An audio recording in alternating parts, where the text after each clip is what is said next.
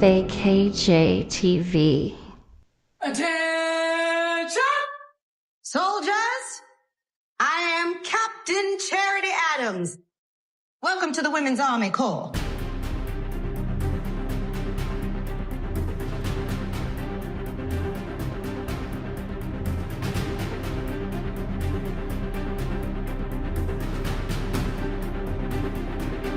Welcome to the Women's Army Corps.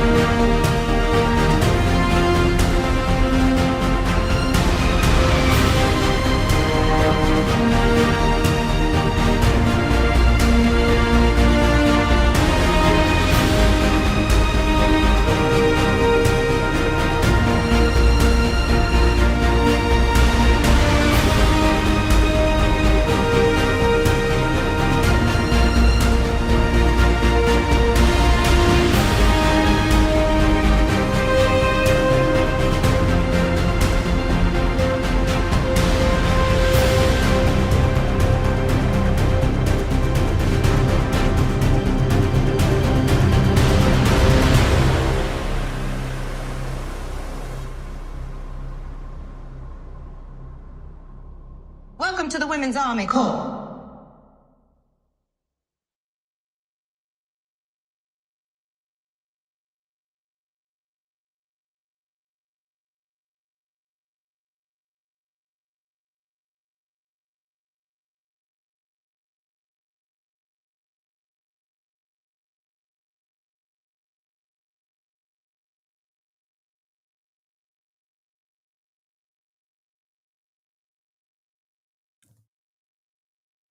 Family, when I saw this movie, all I thought about was my mom. I thought about my grandma. Thought about my grandaunt. I thought about all the strong women in my life. And this one really hit right to the heart. And that's why today we're going to go through this. And this one is going to be a powerful one from Tyler Perry. And I got a whole panel so we can discuss this. Panel, I'm ready to talk about it if you're ready to talk about it. I'm going to bring up Tika Deshawn. What was your first initial thoughts about this? Ooh, well, listen, first initial thoughts were, oh my God, thank you to the women of the 688. The things that you women had to endure to leave your mark on this earth. And I am just so encouraged and excited just to learn more about these ladies. It had me like in the chokehold, seriously. Thank you, Tyler Perry, for bringing us this absolutely amazing moment. This is one of his top projects. I don't think he'll ever do anything else to even try to top this. I was just so excited to see these ladies, and not only because it's their story, but as a woman who has served in the military, it's a part of my story as well, and part of my military journey as well. And so I'm just excited that they brought this to us. Thank you for your service. Thank you. Thank you for just all that you do, because I know you personally, and I salute you. I want to bring up our next guy. Absolutely. I want to bring up my guy, Lawrence. Lawrence, what was your first initial thoughts about this Tyler Perry film? Soldiers. I knew it was going to be different. I knew it's going to be unique. And I knew that Tyler Perry was absolutely going to bring it. He did just that. I'm thankful for all those women that have paved the way. Those women during the 688, those women are American patriots. Those women, they deserve their flowers. Tyler, you bought it. Absolutely amazing. Blew me away. In my personal opinion, this is Tyler Perry's best work. Salute. All right. Let's see.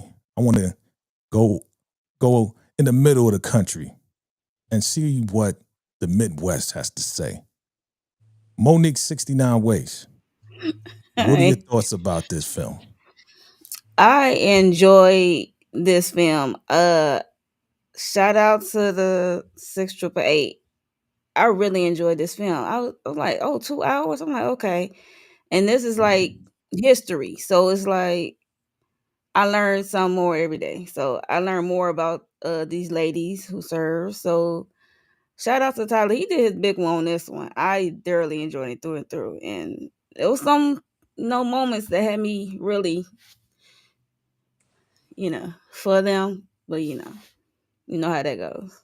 But yeah, it's all right to say. Yeah, you shed a thug cry. You had a thug cry. I had a lot of emotions. It was a lot of range of emotions through and through. So yeah. I feel you. I definitely feel you. I think all of us can say that this is not only a great movie, but it's an important movie.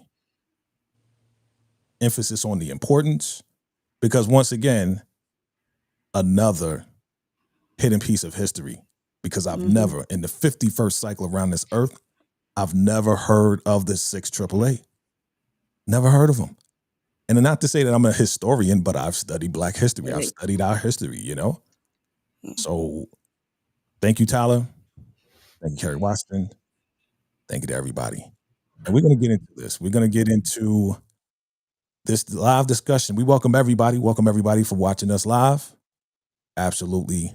Chime in below. Let us know you're here. Shout out to everybody for coming through. It's time. It's time to get into this and talk about the 6888. Now, family, I spent some time putting together these slides, boy. I was pretty much on this thing all day, all night, because, I really felt this movie. This movie spoke to me because, again, I'm thinking about, like, all the women that have come before us. You know what I'm saying? It made me think about Big Mama. It made me think about Grandma. It made me think about all of these good women who hold us down still to this day. So y'all ready to get into this or what? Let's get it. All right. Absolutely. Let's do it. So for me, we first got to give honor. We already said it, but super salute. Tyler Perry, super salute to each and every one of those women who brought this to life. Like, this is a true story. For those that don't know, this is a true story. Okay? It's not fictional. It's not something that Tyler made up. It's not something that, people are like, oh yeah, okay, this is fictional. No, this is real. This is real, okay? So let's get into it. From my point of view, and you guys can correct me if I'm wrong and adjust or whatever, to me, the story was kind of based around Lena, right? And it was like an introduction to the 6888 through Lena's life. Do you agree? Absolutely. Yes. Yeah.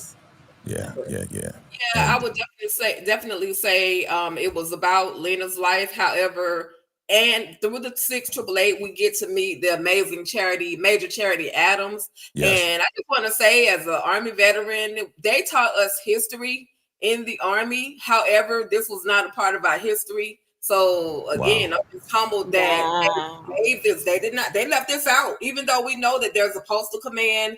There's so many different aspects of the military. They only said, they didn't even give us how big of a story Black women actually played in the military. And so for them to just for them to be able to tell this particular story is all things amazing to me. So yeah. Wow. So not even in the military. Nope. They told you about the 6888. Nope. We just worked. They gave us the whitewashed history, but never our history. Of course, we knew about the Tuskegee. We always knew about the Tuskegee Airmen. You couldn't escape that. But when it came to the history of the women, there was no giving the. Yeah, they didn't give us that at all. Shame on them. Shame on them. I'm gonna say that right now. Shame on them. But again, the great Major Charity Adams, right? And of course, our Captain Abby as well, right? Great film. Let's get into it. Yes. Let's go. So this is the real 6888 right here. I have to give them their props up front. All right. Wonderful job with the actors, but this is the actual footage, the actual picture of the 6888. Lena is still alive, family. Lena is still alive. And again, this is the spoiler-filled live discussion. If you haven't seen it, go see it and come back and watch us, okay? Come back and watch us and give your comments below. But yes, Lena is still alive, okay? I mean, 100 years old, still kicking, okay? What do y'all think about that? What do y'all think about these? Some of these ladies are still alive, and they gave them their flowers at the very end, but I'm giving them their flowers in the beginning right here so we can get into it. What do you think? I'm going to go to you, Lawrence. Yeah. The fact that some of these women are still alive, like Lena, to be able to tell their story is absolutely an amazing in itself. It just lets me know that God kept his hands and angels over these women to live this long, for these women to get their flowers and to be appreciated. I'm glad that these women were able to see, this movie, period, Right. Monique, what are your thoughts? Are you looking forward to this? You looking forward to living to 100 years old, over 100 years old? You looking forward to it? I would say in the past, yes. Now, the way the country's moving, nah. Give me at a good number, okay? But but I think it's beautiful that they still here with us and they sound mind and they able to receive their flowers like Lauren said and see this beautiful movie that Tyler Perry put out. So it was really great.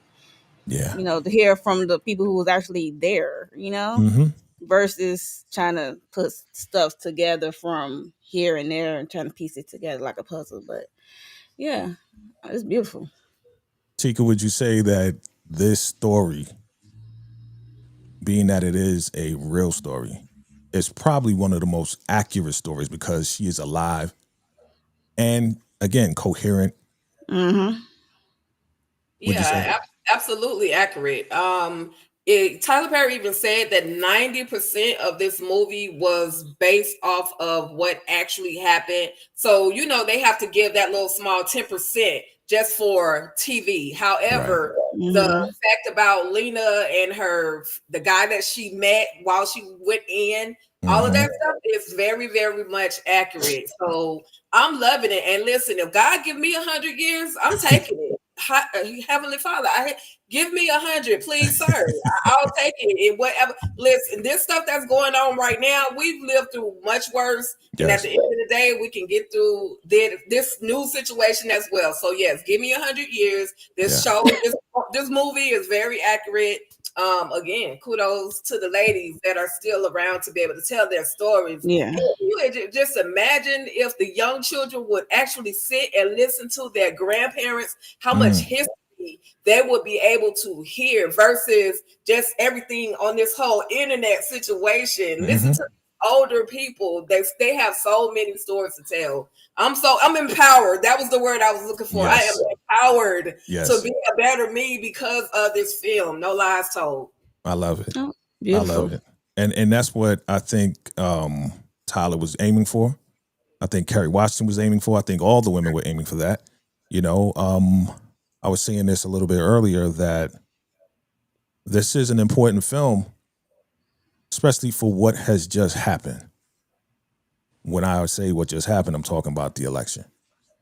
because what I feel as far as the Right. environment right now, it was kind of a punch in the stomach from America to all women, Yeah. right? To all women that, Mm-hmm. you know, like, and correct me, you know, if I'm wrong, you know, correct me if I'm wrong. I'm just kind of gauging the temperature of what I'm reading, that it kind of felt defeating, because we were rooting for Kamala. Shout out to Yes. Kamala Harris. We want her in office. We wanted a black woman president. And when it didn't happen, it was like America said, nah. And they punched everybody, especially women, in the gut. And yeah. So for this to come out now, absolutely agree. Yeah. I know because we've had a conversation about it. I know. Yeah. So to see this movie right here, I hope it re-energizes, you know, everybody when it comes down to just being a woman in America, especially a black woman in America, right? The fight. Yeah. The fight continues. But the fight has Absolutely. always continued for us. Yeah, that's true. That's what I'm saying. We've had little pieces in history. We've had places, little small places that never anything pivotal or never anything too high up on the mountain. I will say it like that. But I am always and forever, the whole election situation that kind of took me down a notch. But then I realized who I am as a black woman. Again, I've gone through worse things. And I can definitely get through that. No, we don't have a female president right now, but guess what? One day it's still going to happen.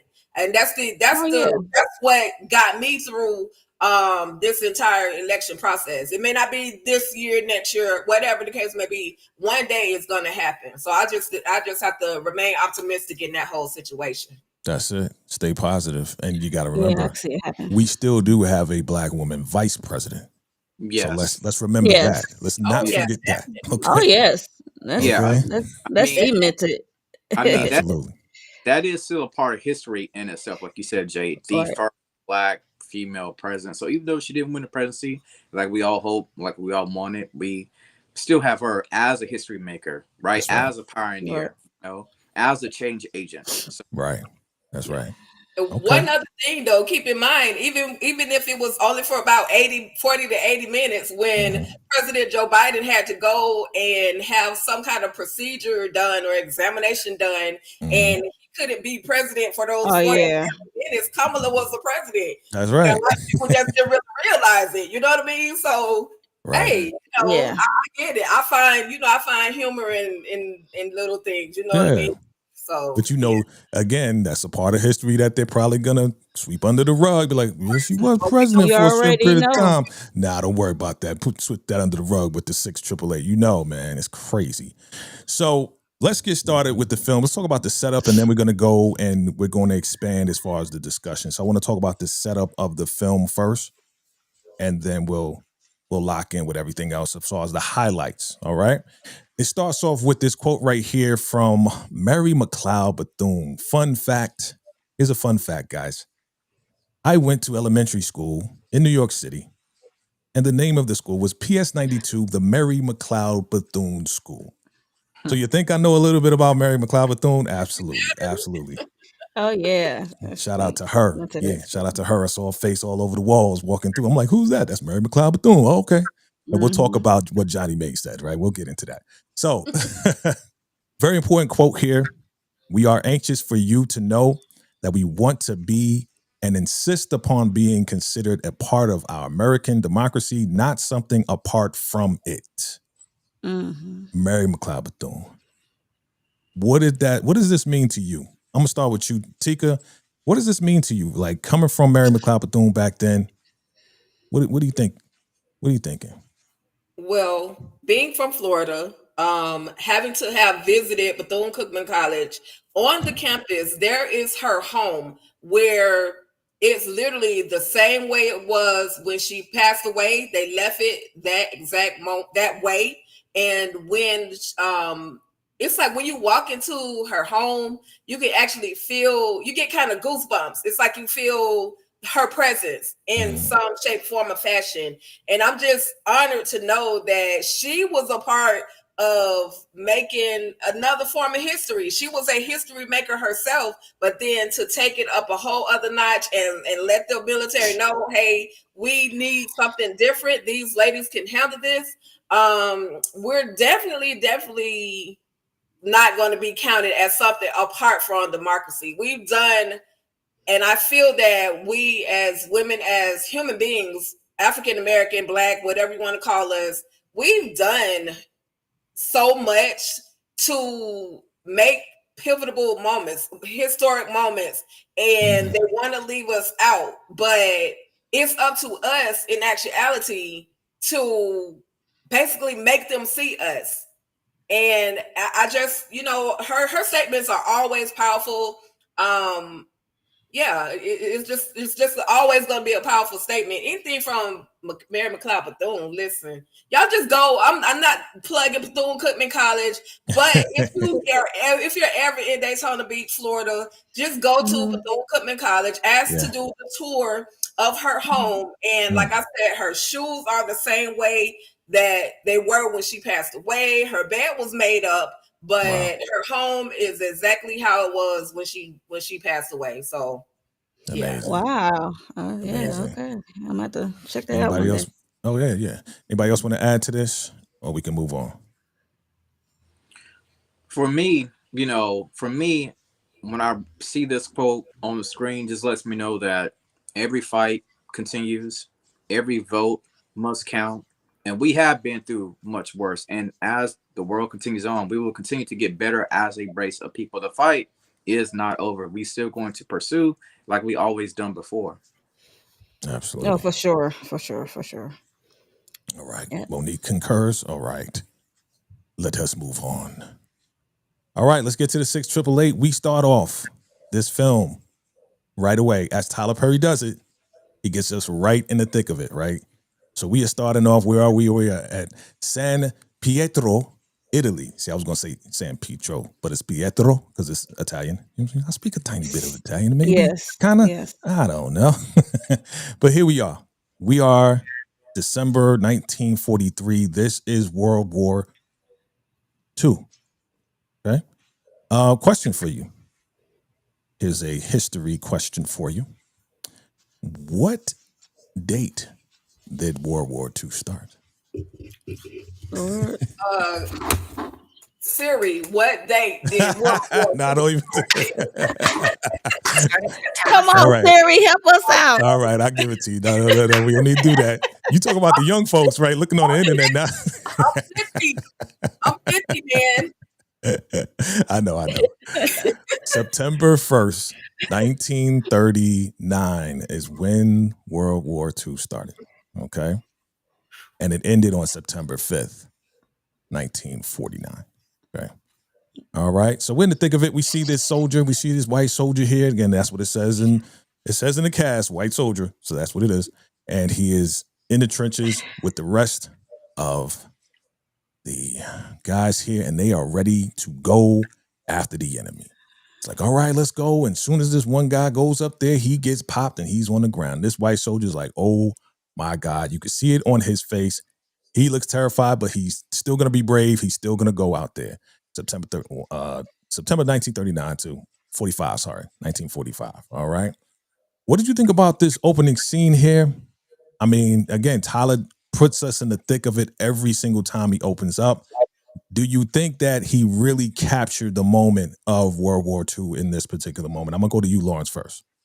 Absolutely. I mean, look, these guys are in bunkers and there's a war going on. And we saw that man right there, he ends up losing his partner, one of his friends. And like you said, one thing about Tyler, he has a good formula. That's one thing I do love about Tyler. But then the first 5 minutes, he's going to pull you in somehow, some way, right? And we literally see that in this opening scene right here. So my thoughts on this right here, Tyler pulled me in. I was like, okay, I see what we're doing. I can't wait to see what's getting ready to happen next. Absolutely. Monique, you want to add anything? I was like, oh, we starting off like this. I'm like, that's like Lauren said, it really draws you in when you in action battle, and you trying to see where does this go. Like how does these ladies' stories going to start? So we see that it started right here. and have a letter. Absolutely. Yeah. And Tika, you know, Yeah. at first, real quick before you go, at first I was like, okay, how does this guy? First of all, I know he's gonna pull him out because you know that's part of his partners. Like, oh, this one of my guys. He's an American soldier, American pilot. Pull him out. This showed me that he knew the guy because for whatever reason now he's looking through his stuff and he finds this letter. Being in the military, is that a regular thing that if you find a wounded or severely injured soldier that you would look? Again, this is back in 1943, right? But what are your thoughts on this? Basically, you're taught leave nobody behind, and he did what he had to do to like check to see if he was still, breathing. And at the end of the day, he found out he wasn't. And basically, you're supposed to look for letters or identifying markers, which would be dog tags. And he found that letter, and it's accurate. Like I was like, oh my God, but where's the letter? I think I know where the letter is going. But where's the letter really going? Like the letter is a part of the movie as well. Right. So yeah, it was accurate. It was accurate. I like how, Tyler just kind of like puts us not in the beginning of things. He kind of puts us like slightly towards the middle or something and then backtracks to kind of explain what this means, what that means. It's a lot of, I like what he's doing right now. You know what I'm saying? Shout out to you, Tyler. But here we go. Last words in the letter. So back then, as you said, dog tags, letters to their loved ones, right? This is my last will and testimony kind of type of thing, right? So, usually in the movies or usually whenever, it's like, hey, if I go, tell my baby I love her or tell my, it's usually that. But back then it was letters that they would use to give them the real description of how they felt before they were gone, right? So he looks like he's going through it. That was his boy. They's like, leave him there. Let's move on. They go back. They have to retreat back to the camp. And he puts that bloody letter in a bag full of letters. And I'm like, man, why they got a whole bunch of bags? What is going on? Why are these letters not getting to whoever it needs to go to? I had no idea. I was kind of like, what is going on? And you see right here, they take it to this airplane hangar. And I call it the Mountains of Lost Emotions. How's that sound? That's a good title. That's it. I'm trying to get I my like movie it. thing on. I like it. Sure. I like it. I'm trying to get my movie thing on. You know what I'm saying? Work with me. Mountains of Lost Emotions, right? And I'm like, man, what is going on? So I'm clueless as to what's going on, but I know we're in World War II. These letters are not getting out at all. So let's backtrack. Let's go back 1 year, 1942. We are in Bloomfield, Pennsylvania, at this high school. Now I looked it up and I said, okay, this is 1942. Integration ain't happened till way later. Yeah. So I kept asking Siri and ChatGPT. I'm like, there was integration going on in 1942. What was going on? You know what I mean? And of course they don't know. But this is an all-girl school. And this is up north in Pennsylvania. So things probably would have been a little different where all girls, black and white, would go to school together. Again, it's further up north. This is not the South. If this was the South, it probably, it wouldn't happen. Ooh. But we meet Abram and we meet Lena. And what do you think, Monique, about Abram and Lena? What do you think about their first interaction? I'm like, okay. I had to kind of rewind it back a little bit because the interaction, I'm like, okay, this is not the South. I'm like, because, it would be more, brutal for them two to interact, if you know what I mean. Right. So I had to rewind that back a little bit. I'm like, oh, okay, it's cute. I just said it was cute. Right. And I ain't know we was going to start off with Lena. I know the actress who played in Sisters, played Karen in Sisters. So I was like, okay. So you leading. So I was smiling. Right. Because you saw a familiar face. And? I saw a familiar face and yeah. Right. It wasn't no brutal action. Wasn't a brutal action for them. It was brutal. It was brutal. It was brutal. Brutal. But it wasn't like, it was blatant trouble because, as I say, blatant trouble, You know, it was like undercover, right? Right, Tika? It was Right. undercover, you know. All right. I So what do mean, we? Yeah, go ahead. I thought that I'm like, dang, so this what we doing? Interracial couples already? But if you notice, she did not get in that front seat with him. She was in that back Right. seat. Right. So it wasn't like they could actually literally sit right next to each other. Yes. Touching. You know, they whatever they had, they kind of kept it on the low, Mhm. but they were still able to be friends. They just couldn't be lovers and friends out loud. You know what I mean? In public. In public, Right. yeah. Right. Lawrence, what do you think about this, man? I mean, is it love at first sight? Like, what are you thinking at this point? So basically, when I saw this right here, I was like, okay, we got some undercover swirling. And like Tika said, it was smart of Lena not to get in the front seat because, back then, black and white, you can't sit beside another white person like that. You have to be considered to be sitting in the back. You know what I'm saying? So I completely get it. But I was like, okay, this is going to be the love interest. I'm interested to see how this right here is going to turn out between these two star-crossed future lovers or potential lovers. Oh yeah, Vector Niner Vector. He was talking a whole lot of Tika. I ain't know what he's saying, but I mean, it sounded like she understood the assignment. Right. So they got away from Catherine. I forgot her name because I was so mad at her. Catherine and whatever. Karen. That's something like Karen. You just do Karen. Catherine. Right, she was a Karen. She was a Karen before Karen, right? But Vector Niner Vector, I mean, they're having fun. He obviously wants to be a pilot. He's talking about going away to the war and everything else like that. We're going to speed this up a little bit. And we see that letter. We see a flash forward to that letter. Did you make the connection that was his letter? Yeah, I didn't either. I didn't. I did. You did? Oh. Okay. I'm like, it had to be. It's like, why would they flash back to this letter and they got these two in the scene? Like, it had to deal with them two. But I ain't know the specifics of how you gonna get there. I just know the letter has its own character in this movie. Right. Letter. You knew there had to be a reason why they showed that letter in the middle of them doing what they're doing here. Yeah. Got you. Yeah, I didn't make the connection. I was like, okay. Thanks for reminding me of what you showed me a little bit earlier. But let's move on. This guy's really in love with her. And I think they're kind of in love with each other. I really think they got something for each other. At first, honestly, like a lot of people, like a lot of us, I was like, okay, Tyler, what you doing? You said it, Tika, earlier. Interracial, like, what is going on here? Why are you showing me this guy? You know what I'm saying? What you trying to do here? You know what I mean? But again, I had to come back to my senses and say, you know what? You like who you like. You love who you love. Even back then, they was loving on each other. They just couldn't go but so far, right? So this guy, Abram, seems to be a respectful guy. The mother comes out. She's like, all right, get inside. And he's like, yeah, I'm going to write you every day. And he really, really is into her, right? And then we go inside the house. And who do we see? Hey, it's Baja Lynn Odoms, yo. Elder Mother is in the house, man.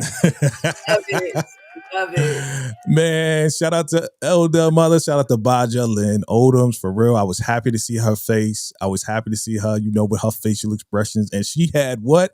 Tika, she had a country accent. Yes. Another familiar face. Yes. I was like, yeah, she's multi-talented. I love to see her range, you know what I mean? But this is Auntie Susie. I put the auntie on there. But this is Susie. And Susie like, yeah, I see you like that boy. She like, that's your boyfriend. He's like, not my boyfriend. He's like, oh, well, why you smiling so much, right? She did a great job. What y'all think about Aunt Susie and Mom? And there was a little bit of interaction here, a little bit of reveal of what's going on with Lena's mom and the husband. Did y'all peep that out? Anybody jump in? Say that again one more time. As far as them leaving and not sending that bastard. Sorry, the husband not being there, leaving and not coming back and not letting them know what's going on. Yeah. Nothing. Just left. Yeah.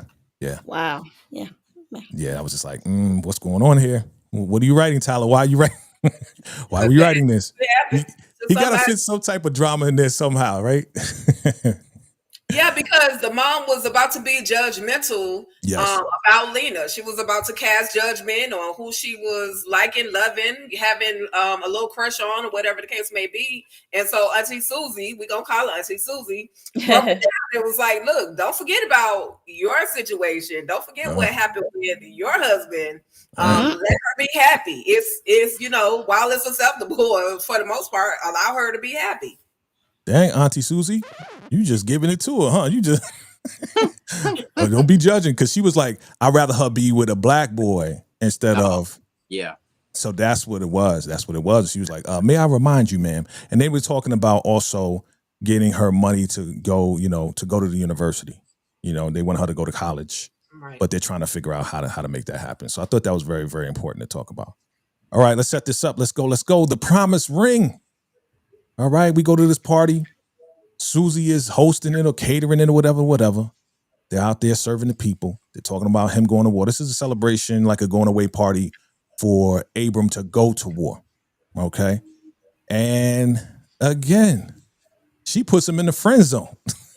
She's like, yeah, I know Catherine, she likes you. It's not because of my color only that she doesn't like me. It's because she likes you. And, she's like, yeah, but I don't like her and all this and that. And then he starts singing. Y'all remember the song? I don't remember the song. But I do remember him singing. Do y'all remember it? The Way I Love You? Or You made me love you. It was an old time. something. Okay. I didn't I want know to had do love in it. it. Didn't want to do it. And he was bad. He was awful. She was like, stop. And then he was like, yo, kiss me. So they kissed first time, because again, she only saw him as like a friend. She really liked him, but you know how it is, ladies. Y'all like us, but y'all don't tell us. Y'all kind of, make us kind of guess sometimes. Anyway. I gotta throw some VACAYJ in there. So mama comes out and she's like, if you want to court my daughter, you come over to the house and you talk to me and my husband and ask us. And he was like, okay, that's my first mission back. But where your husband? Huh? Right. Huh? It always come back to the husband. That's every mother. That's family. That's how you do it. You don't get to just court somebody without the parents being introduced to the relationship. And then another thing with her family working for his family, they don't want to lose what little income they do have coming in, because I'm sure his family is not that liberal and would probably turn over in several graves if they knew he was out there in the front yard kissing on Lena. So she's like, hey, do it right or don't do it at all. Well, I want to point out the fact that we finally understand exactly who he is. He's Jewish. Okay. Now, again, the Jews back then was just as oppressed, maybe a little bit less, than us blacks, us Negroes back then, right? But they were all going after Hitler because Hitler was taking out the Jews and putting them in, concentration camps and stuff like that. Yeah. You heard the guy in there. He said it went from concentration camps to execution camps, So it's kind of like, yeah, we in this together type thing. And we're fighting our battle over here in America. You're fighting your battle over there in Jerusalem and Germany and stuff like that. So they kind of there a little bit. You know what I mean? So it's not like he's like a white Anglo-Saxon type of white guy. Right. You know what I'm saying? He's more on the Jewish level. You know what I'm saying? Shout out to that. So I just wanted to point that out. So it is what it is, man. He gave her the promise ring. It is what it is. Let's keep going. All right. I knew he was going to have a. You knew I was going to have this. I knew. That's right. So it's obvious, like it has to be like a long time that Abram has been gone. She's looking out for the mailman, seeing if any letters came in. We already know ain't no letters come in for whatever reason. And, Susie said, where'd you get that ring from? On Cracker Jack's box, right? and shout out to Baja because she's like, when they start putting rings in Cracker Jack, rings, you see that right there? You see on the left bottom? She's like, rings. But those that don't know, I put this up here for a reason because we may have an audience that is not familiar with Cracker Jacks.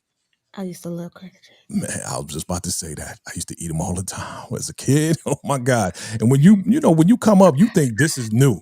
Like, oh, I got Cracker Jacks. This thing been around since the 40s. I'm like, man, this is crazy. This is crazy. So when they start putting rings and Cracker Jack boxes, but she is not happy because she hasn't heard from Abram. We don't know why. Okay. Right. Let's keep going. So she goes to school. She's writing to Abram, and the teacher's like, "Hey, put that away, put that away." And she is introduced to the Women's Army Corps. All right, and it's showing this black and white, movie. And they're like, yeah, women can go to the army and they can help out the soldiers and, basically cook and clean it. It's kind of like, yeah, we want you to help us out over here. It wasn't really like go to war, like battle, but help the troops and everything else like that. So she's looking at that. What do you think she's thinking at this point? Because she's writing to Abram. She hasn't heard from him. What do you think she's thinking? I'm going to start with you, Mo. She thinks she's about to join and see what's happening over there. Yeah. She think about joining. Yeah. I mean, you hear her, what's her mom and her aunt or whoever talking about not having money for school. So what's the next best thing? Right. Yeah, I'm thinking that and thinking also, yeah, she's in love with Abram. She wants to see Abram. Like, maybe I could see him over there. Right, Lawrence? Like that's really not how that works, but yeah. Yeah. Hey, that was literally sitting in front of my mom when you was asking that question before you went to Mo. I'm like, yeah, that's one of the reasons why I think she wanted to do it. So listen, I can go over there, check up on him, and hopefully, they can pay for my education while I'm in the military or something like that. But my main mission is to go over there and check up on my boo. Check up on my boo. And that's what she wanted to do. She went outside. She stood on that hopscotch game that the girls was playing, and she was looking up in the sky. She saw that plane, and she was like, Abram, is that you? Mm-hmm. Is that my baby? Mm-hmm. But the possibilities end in tragedy, Tika. And Mr. David comes over to deliver a letter to Mama Lena, and it's not good news. What do you think about this, Tika? Talk to me. Yeah, I cried. I cried when she walked up the stairs. I cried when she got in the bed and cried. I cried because she loved him so much, and that night was like their first kiss, their first, real interaction as far as attempting to be a couple, and all of that literally went out the window with a letter. And I felt bad for her, but again, shout out to Ebony Obsidian sister. Yes. Did an amazing job. And Donna Bisco, the mother in this scene, oh my God, she, even though she didn't really care for her daughter to be with him like that, she still she gave empathy. She showed empathy to her daughter. Yeah. So that hurt. Yeah, she wasn't a mean mom. You know what I'm saying? Like, she usually plays like meaner roles. Crazy. She was a loving mom, a concerned mom, a protective mom, you know what I mean? And she wanted what's best for her. And so she was upstairs and she came downstairs by the, clipping the beans and everything. And she says, I decided that I'm going to the army. They're like, what? What you talking about? Here goes Susie. She was like, well, they only going to do is get you to cook and clean and, clean up for the white man. I mean, you might as well do that here. But she's like, no, I'm going. I decided I want to go. Well, you supposed to be going to the university. Well, what money? And it was like, wow, okay. Lawrence, man, like it's time to go, right? It's time to go.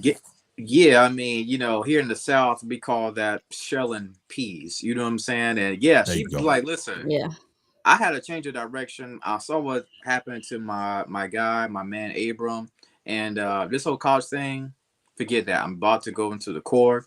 I'm going to the military, and of course, the mother was absolutely completely shocked because, like we all said before, they're trying to save all this money for her to go off to the university, right? But hey, she's a grown woman, and this decision that she wants to make, and she's headed to the Corps.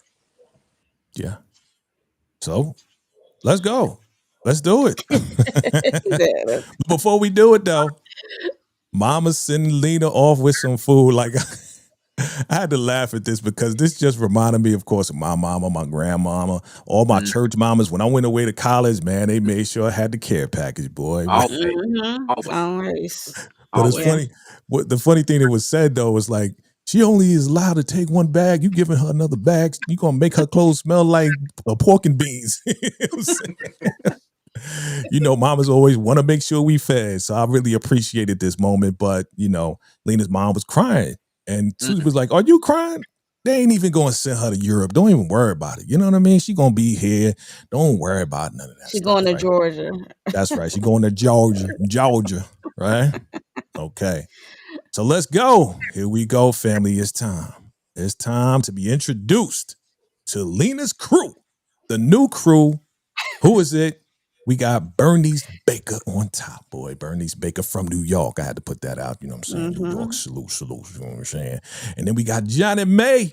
Johnny May is in the building. And then we got Elaine White and Dolores Washington. I'm going to go to Tika because Tika, I want to know your first impression of Johnny May. She was real. She was real. She let them know why she was really there. She was country as hell. Excuse my language. She was country, and I loved it. I loved it. Johnny May. And then she had the humor. She had the, you know, she brought the humor to this film as well. So right. Yeah. Okay. Lawrence, what do you think about these ladies right here? You know, who stood out to you? Who was a little bit too proper, you know, I'm a legend and we don't do that. And I mean, listen, Johnny May is who she is. She ain't changing her personality right. for nobody, right? She all gonna send 10 toes down and just express how she feel as a woman with the country accent, the whole nine. I can't think of that one girl, but that one girl absolutely killed me when she was like so what's what I'm looking for? She was so uppity, the preacher girl, whatever. It was different from her. I appreciate Elaine White. Yes, Elaine. I appreciate the biracial girl in here. That was dope how they show her as well. But yeah, this crew, pretty solid crew. Right. Yeah. Let me inject real quick. She's an Afro Latina because she's half Mexican and half black. Yes. So when you know, when what's his name? Tika, when you saw Max from the Oval, right? When he pulled the ladies. Like, he went to pick up all the white girls, and she was one. He thought she was one, and I love her. What word am I looking? Her strength to say, yes, you're not the wrong one. I'm not one of those girls. I should be right where I am, because she could have the courage. She could have easily went with the white girls because she could pass. Like, she could literally pass, and that's what a lot of the as they called them back in the day, colored women who looked like they were white. That's what they were doing. They were passing. Yeah, white passing. They were white women. So I salute her courage for saying, no, I'm a black woman and I'm where I'm supposed to be. That's it. She says, I am a Negro. She says, I am Negro. Oh, yes. Okay. Yep. And proud. She's like, I'm a Negro and proud. I'm going to sit right here. Yeah. Right. So, but we find out something important here about Dolores Washington, that in fact, all of them have been trying to get into the Women's Army Corps, but they couldn't get in. They try to take a test. You know, they're well studied. They have degrees and everything. And they said that they failed. They lied, right? They were lying. They just didn't want them to get in. But Miss Dolores Washington wrote a letter to Mary McLeod Bethune, right? And that's what got them to get into this right here. And of course, Johnny May is like, who is McLeod? Who's Cloud? Right? And you know, she's from the South. She's like, y'all gonna stop making fun of me. Where you from? Yeah, the from country. The South. I love her too. She's fun. I like her. Yeah, I like her too. So here we are. We are in Georgia. Somebody pronounce that fort name, because I ain't get it. Who can pronounce that? Fort Oglethorpe. Yeah. Oglethorpe. Okay. The T is silent. Got you. Nah, Thor. Like Thor. Got you, like Thor. Oglethorpe. There you go. Fort Oglethorpe. Here we are. All right. So the ladies get there. They put them on a truck. They all looking nice and with dresses on. Throw them on this dirty truck. But they get to the fort. And we see for the first time Private Hugh Bell. And he like, I'll help you out. Because the Max, the guy, white guy, he was like, get down from there. He's like, how we gonna get down? He's like, we gonna help you out. You know what I'm saying? So here comes Hugh. He looking at the first young lady. And who does he see? He sees Lena. Oh shoot, boy. Oh shoot. So what did y'all think about this interaction? Is what's this love at first sight? Your boy is definitely he trying to make moves already. What do you think? I'm gonna go to Lawrence first. Shout out to my boy Jay Reeves. This is an actor right here that I know from All American, going back from season one. He Yeah. played one of the villains on the show, actually the top villain during the season one. So shout Okay. out to him. I was grateful to know that he was getting this role right here, being booked and busy. Yeah, he was basically set up to be the love interest as we know for Lena. Very smooth cat, you know what I'm saying, with little mustache right there, trying to put in work the way he's supposed to, trying to lure her in eventually. But yeah, that's my thoughts on that little interaction. Basically, the love interest, the intro to the love interest, basically. Gotcha. Okay. I mean, she's smiling back. I mean, you know what it is with this. He's like, I help you down. And of course, Johnny May, like, you only gonna help her around? Johnny May, she is blocked. She She already blocking. blocking. Right? Go ahead, Mo. She blocking? Yeah, she was blocking, But yeah, he definitely was tripping and stumbling trying to help her get her down out of that truck, and he fell in love at the same time. Mm, So yeah, he definitely okay. fell. Tika, you feeling him? You feeling him, Felina, or what? I mean, listen, I in my mind, I was like, girl, don't fall in love real quick, because at the end of the day, you about to be on a military installation, and it's gonna be a whole lot of other men that you're gonna be able to choose from. So slow your Dang, roll. dang, Slow Tika your roll. said, "Don't choose the first one you see." Slow your roll. Tika is talking from experience, I am Indeed. assuming. Indeed. Yes, I am. Yes, I am. I love it. I love the fact that we have an experienced veteran here on the line with us today to give us the first-hand accounts of what really goes down Yeah. on these forts, right? I want to definitely shout out the wardrobe department and also, everybody that's putting this whole thing together. I mean, the wardrobe is on point. Like seriously, all the way down. If you look to the left, you see the font on the letters on the door. That is definitely from back then in the Mm. 40s, man. Like that's how detailed this is. So I wanted to quickly shout them out for really putting this together very, very well. Attention! Everybody post salute now. Come on now. Who are we introduced here? These ladies, they got their outfits. Johnny May, she having a problem because her breasts are too big and the thing is too small, and whatever the case is, right? But we are introduced to now Captain Charity Majors. Man, okay, Kerry Washington, shout out to you. You're looking good, sounding real strong, right? What was your first impression, Tika, of Captain Charity Majors? Shoot, she made me I stand mean, at Adams. She made me stand at attention when she walked in that room. She commanded the room. She literally commanded the room.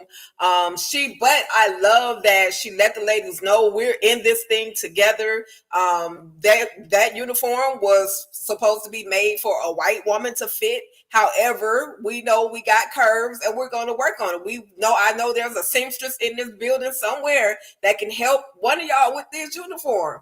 So Right. don't stress about it. In a nutshell, don't stress. We got you. We're here together. We're a team. We're gonna work this thing out together. She displayed so much strength. To be such a little woman, she was like a big woman. Like she was a big, like there was just so much to her. I love her. I love this role for her. Monique, your thoughts on Captain Charity?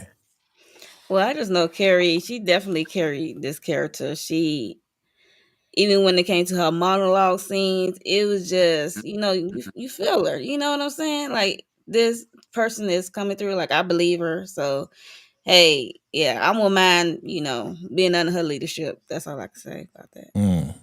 Okay. So you would be able to rock with the captain Yeah. because Oh All right. yeah. All right. Lawrence, your thoughts on Captain? Yeah, bold, powerful, courageous leader. She may be short, but she's a giant within that core. She's a giant to those women right there. Kerry Washington absolutely delivered this role right here. Absolutely ate this up, killed it. I feel like I was literally watching Charity Adams in real time. Very powerful woman. Love this right here. Yeah. Definitely came off as just like, listen, I'm in charge and I'm gonna put you on, and we all Negroes here, and we got something to prove and we got something to do, and we got to get it done. And I want nothing but excellence. So she told him out the gate, like, listen, we can't half step. We can't be about no BS here. We can't fight amongst each other. We have something to prove here as the only Black women Negro core. Right, we got a chip on our shoulder because they think we can't do it, but right here we know Lena, man. I felt sorry for Lena. This boot camp was no joke. Okay, this little dainty little girl, I don't think she was prepared for that. I think she was just like, yeah, I'll go to the army. I'll go. Right? She thought it was like nothing. Nah. But what I do love is how the girls are cheering her on. They're encouraging her, like, come on, Lena, come on, Lena, come on. You could do it. You can do it. You can do it. You know what I'm saying? It wasn't like a negative thought about or nothing negative said to her. It was really just like, go. You can do this. You can do this. You can do this. Even though Johnny May was like, you ain't going to get me sent home. We already know how Johnny May is. Yeah. It happens. Real talk, and not just making this about me, but that obstacle right there, that whole obstacle course, that's messy hard for real. Like trying to go crawl in some mud in the rain, that is not an easy task at all. So I can only imagine. They didn't use a whole lot of stunt actors or stunt doubles for these scenes, and for them to get down and dirty and in that mud, listen. I had a flashback. Oh my God. Yes. She had a flashback, man. Okay. It's a lot. Family, if you just joined us, definitely come on in and hit that like button. We appreciate you for coming through. We see your comments, and we are absolutely going through the 6888 live discussion, family. Again, we love this movie, obviously. Lena, going through it. She's going through it. She's a little bit late with putting her mask on. Okay. And she comes out, and they got cameras on all of them, fam. Cameras on all of them. It's like, dang, why they got cameras on all of them? Well, what are you trying to prove? Like, oh, the women can't do it. The Black women can't do it. Like, I was kind of mad. I was mad at that. They got cameras on them and, taking pictures like, Yeah, that killed me right there, Jay. Whenever Lena, we saw what happened with her and those guys, I guess paparazzi, I guess you could say. They went up to her and shot those pictures, basically trying to, like you said, display around the world that these Black women, they can't do their job. It's like, hey, take a look at this picture right here. I'm showing you that they can't do it, but we know they up for the task. Right. I mean, just thinking about it, like Captain Charity Adams had to go through a hell of a lot to get to the leadership position that she's in. Like, how do you do that back in the 40s? You know what I mean? Where they still consider you a second-class citizen if you are Black. You know what I mean? So for her to get to that rank, it's like, whoa, I was impressed off the top. But as Lena's down there on the ground, looking up, looking at the captain, she also sees a vision of love, right? A vision of Abram. And he's like, come on, you could do it. You got to try. And then here comes Lena, like, you got to try a little bit harder, but I appreciated this moment right here. I think that Lena, this was the part where Lena was like, all right, I got to kick it in overdrive. Because he was like, you know who she reminds you of? Catherine, whatever her name is, back home. So what we do with that. Okay. All right. Here we are with Oprah Winfrey playing Mary McLeod Bethune. We have President Roosevelt, Eleanor Roosevelt. Again, the reason why we're here is because there was a lady outside of the Roosevelt home. She was standing there in the rain, and she basically explained that she has been writing to her son and hasn't gotten any letters back. And it's and hasn't gotten any letters back, hasn't got anything back. She's so upset. So that's the reason why we're here. And Eleanor Roosevelt, of course, spoke to the president. The president sitting down with the generals. General Halt, right? So first I want to hear, what are your thoughts on Mary McLeod Bethune? Did Oprah Winfrey do a good job? And then I want to hear your thoughts about General Halt. I'm going to start with Monique 69 Ways. Of course you are. Yes. I mean, it's Oprah. Like, I mean, when she get in her acting bag, she will deliver. Okay. She did a good job to me. But this guy right there, trash. I did not like him. You know, Straight that's trash. yeah. So like this movie had me going through a different range of emotions, and this is like my anger, like Yeah. triggering like anger, like for real. He triggered the angry emotion, so it's like, Mm, Does General Holt remind you of anyone? I'm sure. You don't have to say their name. Don't say their name. Don't do it. Don't do it. Don't do it. Lawrence, your thoughts on Mary McLeod Bethune, Roosevelt, and General Holt? Yeah, I think Oprah did a great job with her role. Of course, the general absolutely annoyed me. I was screaming at my TV because I was so upset at him because we know he's going to be the villain, basically, right? One of the villains. There's one more we'll talk about yeah, later. But he was basically the main villain, and I was annoyed at him because he was so uptight. We knew that he was going to be stubborn, a typical, I hate to say it, sexist, racist old man. You know what I'm saying? Even though he was in this military, in these ranks, sometimes that badge doesn't matter because you're still going to be racist against your own people, even though your own people are still wearing the same badge and uniform that you are. But yeah, yeah, didn't really care too much about the general, but I know he was set up to be the villain. But my emotions was basically focused on him during this scene with Oprah. Yeah. yeah. Tika, were you surprised that he did not know that there was a women's Negro Corps within his own army? No, it didn't surprise me. He spoke racism from head to toe. He barely wanted to be in the presence of Mary McLeod Bethune, a black woman. So no, it didn't surprise me that he didn't know, and he's ignorant. Of course, he didn't do the research. You know what I mean? He's one of those that probably just got promoted because he knew somebody. And that's what he struck me as. He's that his cockiness was overwhelming, and you don't really even know your job, your unit, your battalion. You don't really know what's going on among you. So he really wasn't a very good. Now this guy played his role, but as a general, it's a general, yeah. But at the end of the day, one wrong move and that little stripe could be taken away from you, and you could be on the lower part of the totem pole, like underneath the totem pole. But yeah, I mean, he made us hate him, and he did his job. But I also want to just say quickly about Oprah portraying Mary McLeod Bethune. There's not a lot of video or not a whole lot of visuals out there that we can actually go and see how Mary McLeod Bethune spoke, how she walked, how she, there's only little bits and pieces of history of her here and there. And so for Oprah Winfrey to go into portraying this character, she did really well. She spoke with authority, and Mary McLeod Bethune did speak with authority always. She had that commanding voice, and so. But salute to Eleanor Roosevelt for acknowledging that there was a need to get the mail out there. Absolutely. Shout out to her. I wanted to shout out Mary McLeod Bethune on knowing the specifics and the details of how highly intelligent Captain Charity Adams was. How she had multiple degrees, how she was top of her class.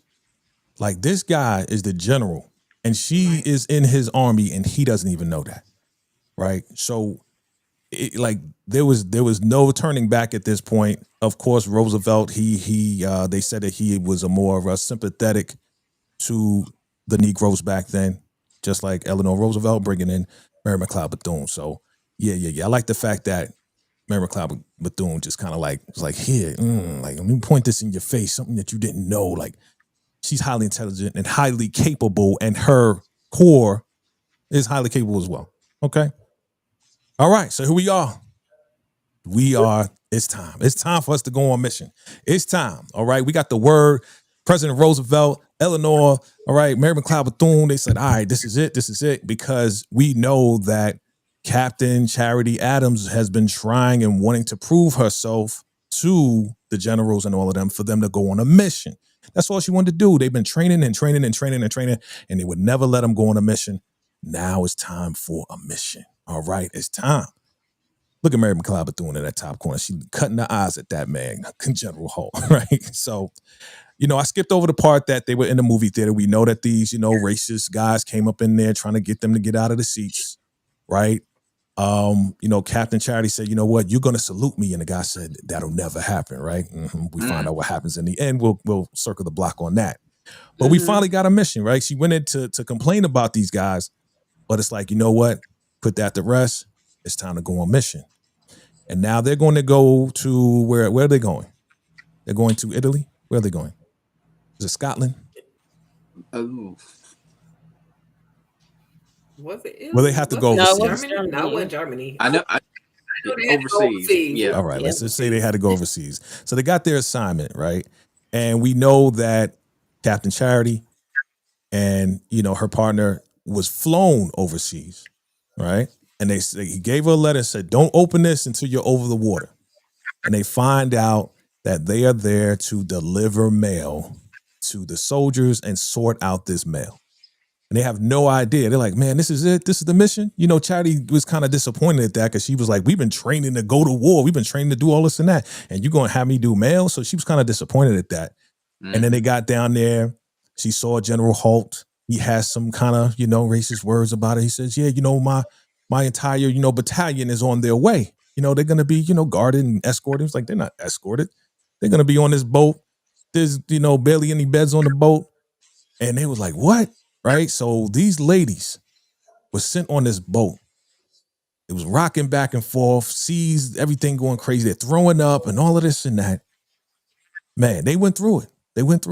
Right? And then Charity realizes that, hey, they said they had a lot of mail. Let's go see the mail.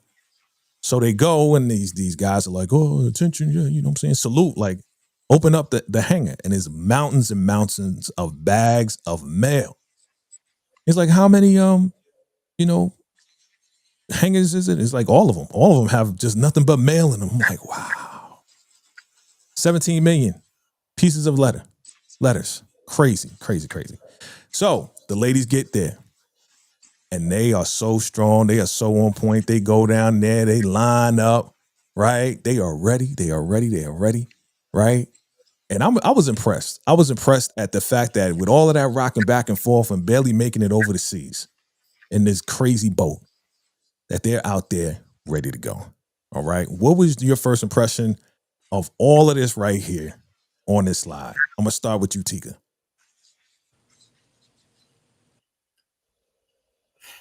I was just, first of all, you know me, I'm always looking at the background actors. So salute to all of the background actors. I saw a couple of my associates.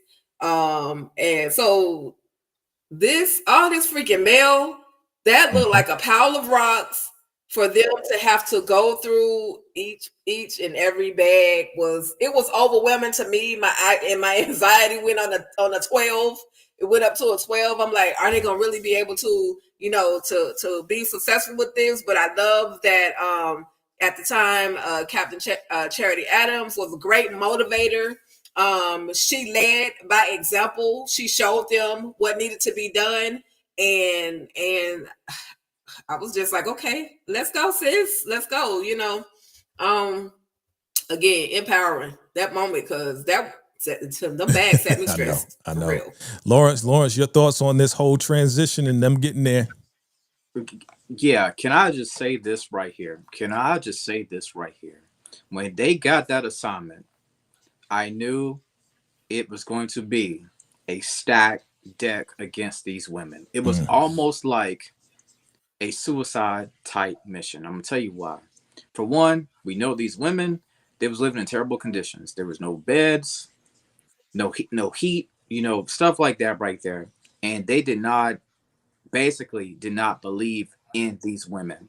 And they tried to give them a mission that they deemed as basically plain Jane, boring, that nobody really could do it. But it was up to these women. They finally did get the mail sort and all that. But when they saw all those hangars, they were surprised. And yes, Kerry Washington's character was definitely disappointed because she thought, like, listen, we've been training, like you said, Jay, we're about to go into the real thing, and we're doing the mail. So again, it was just a stacked deck, but we know how that system worked, and they definitely showed it to us in the military during Oh that yeah, time. During that time, absolutely, absolutely. Mo, I'm gonna get to you. I'm gonna get to you, but I want to get to you about the mission, but also that march though. That march though. Hmm. Come on, talk to me about the march, B. Like I got goosebumps seeing all of this right here. What was your thoughts on the march though? Because they said they want them to march down to where they need to go. They wasn't going to drive them. They needed to march. What was your thoughts? Well, they definitely got in formation and was marching, so they was sharp. I was right. I was like, okay, they was showing out. I was like, okay, you gotta Yeah, let them know. But yeah, the travel conditions. I was like, yo, what the anger, a little anger, just a little yeah, anger. yeah. And then I knew it was something when he said, "Don't open it until you get on that plane." Mm, Mm-hmm. mm, Like, mm, nah. mm. You knew it was some And okey doke, right? Because she probably would have right, fought so back, like I ain't doing this, right? right, exactly. Because you know she a fighter. Right. Or So she I was ready like, for a oh fight, as she says. I'm always ready for a fight. hey, uh, you know, part of the course That's it. for us. But Mm, anyway, mm. You ain't saying nothing when I but the saw truth. that mail, right? When I saw that mail, it took the wind out my sails. I'm like, yo, y'all trying to set them up for failure for sure. It's Mm, just like, mm-hmm. Yeah. I'm like, all this mail been stacked here where the planes are, and they just out. So y'all had all this space for all this mail. Okay, Right. whatever. I thought that too. I was like, okay, you got everything in the hangars. Where the planes at? You know, where the planes at? I, Tika, talk to me about the march. Okay, you were in the military. You was in the army, right? Specifically, right? Talk to me Yep, about this I was in the march. army. Talk to me about this formation. As you know, you get a little Beyonce up in there and put everybody in formation. Let's talk about that right there, and then we can go on to the next one as well. I want you to talk about, the setup here as well. Listen, I was like left, left, left, right, left. Like I was marching with them because they literally stopped traffic. The natives or the people in the area, the people that were where they were, the white people were like, oh dang, Yeah. it's a bunch of them. Like they stopped traffic literally, and it was empowering to see them be able to make it through that march regardless of the conditions that they did have coming all the way over to this country. And that's why we see this big smile on Captain now Major Yeah. Charity Adams's face, because she's proud. Like they tried to set them up for failure from the get-go, just as everybody is stating, and all of her ladies, all of her soldiers were able to make it through That's that right. march. That's right. Yeah, I know. That smirk on her face said it all. It was like, yes, it was like a proud, like, look at my babies. Look at my babies coming Mm-hmm. through. You know what I mean? Representing me. And you see, I don't know if you see right there in that top middle corner, General Holt just looking straight. He ain't even, everybody else is looking at him. He ain't even looking at him. I'm like, get on my nerves, man. I don't like this guy. Anyway, let's talk about Tika. Let's talk about this whole setup right here. I mean, they gave him this school, right? No heat, right? Barely any water. It's crazy the conditions that they put him in. Lawrence, you mentioned this earlier, but Tika, talk about your reaction and how they put it all together. As we do as a people, we always make something out of nothing. Talk to me. Yeah, Captain Major Charity Adams had to let them know, look, y'all, a lot of us have come from worse conditions than this. Again, she's just a great motivator. She literally, and it wasn't a speech of fear in them. It was a speech of, we can get it done. It was a speech of motivation. And she talked them through it. She had, I was about to call her Ebony. She had Lena scrubbing walls. She had people mopping and dusting and just cleaning. They literally they even got their own Yeah. hair salon. Like they a black woman do. I'm just saying. That was fire to me. Loved Like it. Lawrence, man, They's like, listen, we gonna do this job. We gotta look good. Our hair gotta be on point. You know what I mean? Like we got to have the curl. They had everything all set up. They whoever it was the electrician. They found some electricity somewhere. As we do, we'll find electricity. We'll find some free cable. Again, it's just it was just us as a people just making things happen under the extreme circumstances. Brother, talk to me. When you look good, you feel good. So that's why I love the whole beauty salon aspect of on this movie right here, in this scene right here in particular as well. And like we said before, black women, they're going to get the job done no matter what the condition is, right? And they was going to deliver. This was a setup. They was under dire circumstances, but Kerry Washington, like I forgot, I'm not Kerry Washington, but Cherry Adams, I'm sorry. Cherry Adams is basically saying, listen, we've come from worse backgrounds, like somebody mentioned before, but we are going to get the job done. That's what they did. I was proud of these ladies right here. They did it at all costs. No excuses for them. No excuses, they said, and they did it. That's right. That's right. Mo, look, Yes. when, and again, this is live discussion now. When Lena saw that Johnny May was just throwing the dog tags and just throwing them out, just throwing them in like whatever. No regards. And Lena went off and said, "You need to show some respect. These were human beings. They died, for us, for the country. You know what I mean? Like she really went off and then asked to go to the bathroom. And then the girls, they went in there and Johnny May was just totally insensitive. She just was like, whatever, right? And here we go with the captain here.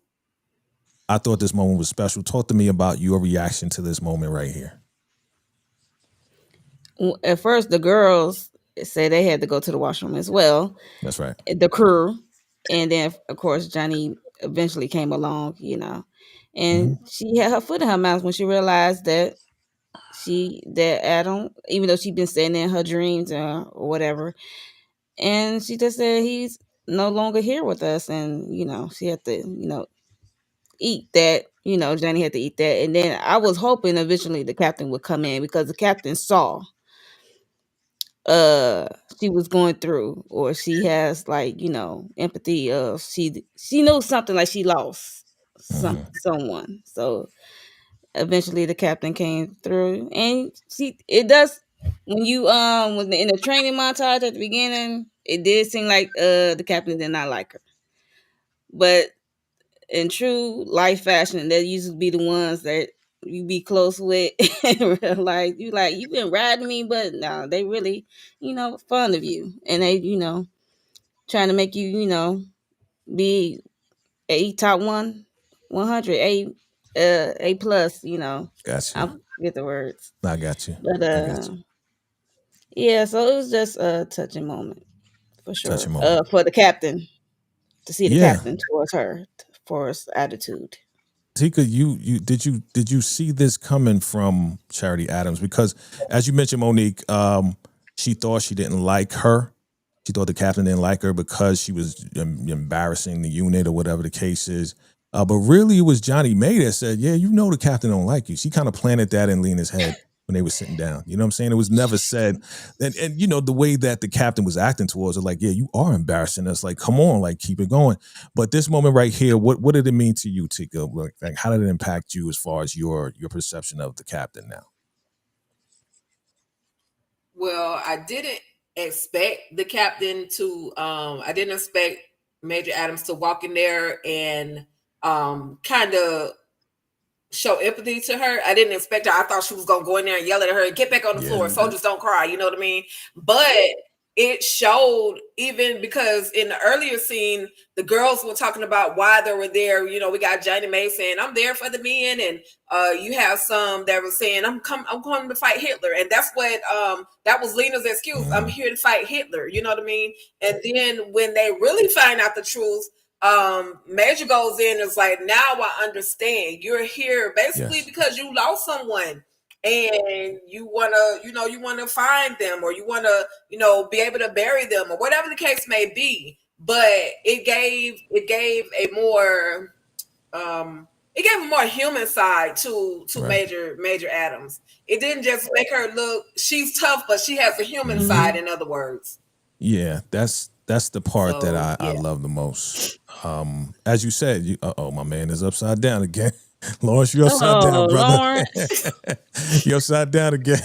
I guess you're on the timer. Is he frozen? He frozen too. Okay. Well, you're upside down Gotta and be. frozen. Let me. Because I'm looking like Okay, a there you nutcase. go. Like, what happened?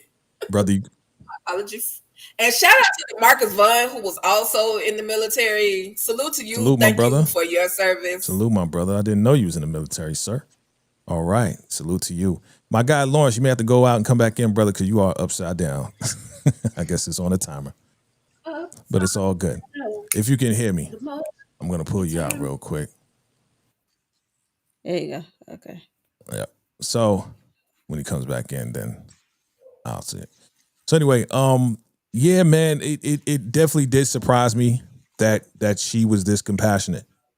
It showed me that while she is on mission, she knows that, like, listen, I got these women here. I'm a black woman. They're black women. I'm a human being. Like, I can understand. You know what I mean? And as you said, Tika, like most majors, captains would be like, suck it up, get back out there, you know? So I thought this was a great moment for her. I think he's back. Okay. Great moment for her to, there you go. Am I back? There you go. Yeah, you're good. Great moment for her to just show that you care, right? They say that people don't care what you know until you show how much you care. Right? People don't care what you know until they know how much you care. And what she said was kind of profound. It was well written. Shout out to Tyler and the writers. Now I could put a face to the work now. Now I can understand why you're upset and why the entire all of America is upset because they're not getting any letters back from their loved ones. And why the soldiers also are upset and the morale is down because, you know, they can't get in contact. Like that was the only form of communication. Lawrence, I think you said that in your video, bro. And I salute you on that. That was the only form of communication that they had. There was no emails. There was no cell phones. There was none of that. There was phones back then, but it's like you got to go to the captain. You got to get the whatever going and wind it up. Again, this is 1942. You got to wind it up and do whatever you need to do to get some type of signal out. But yeah. This was definitely a touching moment. Lawrence, you want to add to this? Yeah, I just want to say, piggyback what you just said. I think when it comes to the communication aspect, right?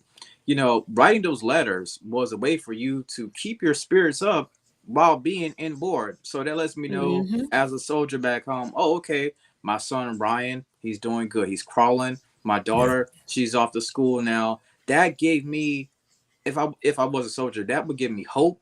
Yeah. You know, that would give me inspiration and just a fight in my heart to keep going until I'm able to return home to my family safe and sound. So that was the mail. I hope that people in America is not downplaying the aspect of how important that mail was. Like I said, that was the way you could communicate. That was the way you kept your spirits up with your family. Absolutely. Yes. Absolutely. Well said. Well said. All right. Let's keep it moving. Can you cut a rug? Look. When the captain major was told that she wanted them to host the Negro males in the fort, and at that time it was like, okay, how they going to do it? I want to shout out all the women musicians up there. All right, did you notice this is all women playing the bass, the horns, everything, right? But you know, they got out there, they had a good time. You know, this was a good time. This was good to see. You know what I mean? This was really good to see. But I want to shout out Bernice Baker. That's right. Harlem, New York. You know, I got to shout out Bernice Baker because she was the one cutting it up, doing all flips, doing all this and that. And it was like, oh my God, how is she doing this? How is she doing this? Because she's from Harlem, baby. She's from Harlem. That's why. You know, that's right. Don't hate Chicago. Don't hate.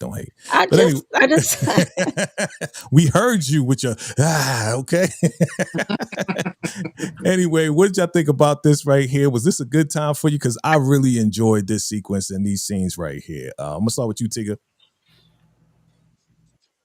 Yeah, I enjoyed it as well. Because we saw so much grief and sadness prior to, and we saw so much stress and hard work, and they needed a Yeah. time to wind down. So I love that they, even though it was for a reason, anyway, we know about the chaplain and all of that foolishness, but yeah, I loved it. And yes, there are women that can play those instruments. There are women Yes. that are mechanics. There are women electricians. That's how they were able to put that school together and make it become their home, because they were trained as mechanics, they were trained as electricians, and you got trained Yeah. musicians. Like, so I was having fun with them too. Shout out to the Harlem Renaissance Yeah. era. Like, love it. The whole the Mo, did dancing you and want to jump in everything. there like Johnny? They Oh, go ahead. on, as they call it, that they got to put Oh, their okay, red my lips bad, my on, bad. and I love Okay. it. Yeah, it was definitely a bright spot of the movie, I would say. After, like what Tika said, after all that dark downtime and dark areas and emotional, it was definitely a bright spot in the movie. Yeah, yeah. Did you want to jump in there like Johnny May? She's like, ooh, I want some of this fun. Well, Johnny May, good time, Johnny good May, time. boy, I She tell you. fun. I mean, she knew how to dance, right, Lauren? She like she knew how to cut a rug or whatever. Oh, yeah, she know how to cut a rug or two. I mean, these women needed this right here. This was a sigh of relief for these women. Just to take Yeah, a break from all the chaos that they have been facing through all these last couple weeks. So I was happy to see them just for that moment of time for those ladies to let their cool down, to let their hair down. You know what I'm saying? that's right. That's right. That's right. Yeah, yeah. This was a cool moment. I really, really enjoyed it. I really did enjoy it. But here we go with Hugh. Man, Mr. Hugh sees Lena. And he's like, hey, how you doing, shorty? I had to come to see my best girl. And she was like, well, isn't your best girl your wife? And he's like, nah, I didn't marry her. So why you ain't marry her? He said, yeah, I was going to marry her, but I met you. And she's like, here we go with the smooth talk. Let me get up out of here. My mother already told me about the smooth talk. He's like, nah, it's not like that. What makes you think I'm trying to fool you? Like, I'm serious. And he was serious. He's like, can I have this dance, right? So they get on the dance floor. And then he's like, oh, I love this song. And what Mm. song does he sing? Oh, The that, same song that Abram was singing. You made me love you. I didn't want to do it. And she was like, oh my God. like everything just came back to her, flashback, and she ran out. Now, of course, again, they had a conversation outside. I thought this was important because, we see, man, like she was really in love with this dude. And even though she knew that he was gone, she still was just like kind of traumatized by that because this seems like the first love. They straight out of high school, right? Straight out of high school. Okay. Any words on this? Or I'll move on. Yeah. no words, no words. I just know when he sung that song, and I'm watching this right here, I'm like, oh my God, because I knew that song, Okay. those words are going to be a trigger, unfortunately, and they ended up having a conversation. It was a trigger, but yeah, Gotcha. but he didn't know. He didn't know that song was a part of our history. You know what I'm saying? Gotcha. Okay. All right. Here comes the nasty work. Nasty work. This guy comes in there. Who sent this letter back? You clearly can see my number on here. And, Johnny May held it down. She held it down. She was about to knock his socks off. The man was talking nasty to her, talking nasty to the captain, told her to shut up, told everybody they were stupid. What y'all think about this? Go ahead. Anybody? Well, I just want to say, Anger, yeah, rage. Yeah. it's only so much turning of the cheek that you can do before you eventually go off. You know what I'm saying? Yeah. Yeah. I was just like, that's what he get. That's the same. That's one of the dudes that they were at the movie theater, or they had some kind of interaction with Right. him where he was nasty and mean. And I'm like, that's what you get. I hope Johnny May sent your letter back on purpose, even though she might not have known your name. I was just hoping it was done on purpose, because he didn't deserve to get that letter sent out. He was Right. such a jerk. And yeah, but that shows the strength and the courage that women have had to endure. That shows the nastiness that has had to been endured. Yeah. Whether it's military or just your everyday walk of life back in those times, and you wouldn't dare say something back. Like you didn't really, if you were a lower enlisted soldier versus a major like Major Adams, you could talk. Major Adams could respond, but Johnny May, how dare you talk back to this, to this lieutenant that's walking in here? That was unheard of. But she did what she had to do, and so that she could take the heat off of Major Adams. Right. Yeah, definitely. And then here we go with more nasty work with this freaking chaplain boy. Oh man. Supposed man of God up in there preaching a gospel, saying that, you got to watch your leadership, and, it's evil in the leader. I was like, what? Like right in front of her face, in front of her crew, and the whole nine, talking about let us And pray. the president passed away. Yeah. And you see Johnny May, she like got one eye open, boy. She's like, oh, what's gonna happen next, boy? You know what I'm saying? This dude is talking. Cause she know he talking crap. And look at his face. Look at her face too. And she's like, you know what? Nasty work, time to air you out. I don't care what you write back to the general. Your ass got to get up out of it. That's right. That's right. She outranked him, so she could kick him to the curb. She outranked him, so that's right. She could easily get rid of him, regardless of her skin color. And he was nothing but a spy anyway. Nothing but a spy. Yes. Yep. You know, that was the other villain I was talking about right there, because I could just feel that pain. I could just feel that emotion in Kerry Washington, aka Charity Adams' eyes. Did y'all see those eyes? They kept cutting to those eyes, and you see those tears coming out. I was like, man, because she felt that pain. She felt that anger. Like you said, Jay, he basically was just a spy. And he was just speaking this negative, preaching this negative gospel against her. You could tell it was targeted right to her. Yeah. And she's like, listen, you don't know this, but I'm the daughter of a minister, of a pastor. I know the Bible from Genesis to Revelations, and ain't nowhere in the Bible that you know what I'm saying? Like, she just read them, aired them out. You know, the other captain was like, do you need her to help you with your bags? Because it's time to go. It's time to get up out of it. I was like, damn. I was really afraid for them right here, where, you know, like, they didn't even have a bunker. They didn't have any, you know, facility to go into to hide from any bombs or anything else like that.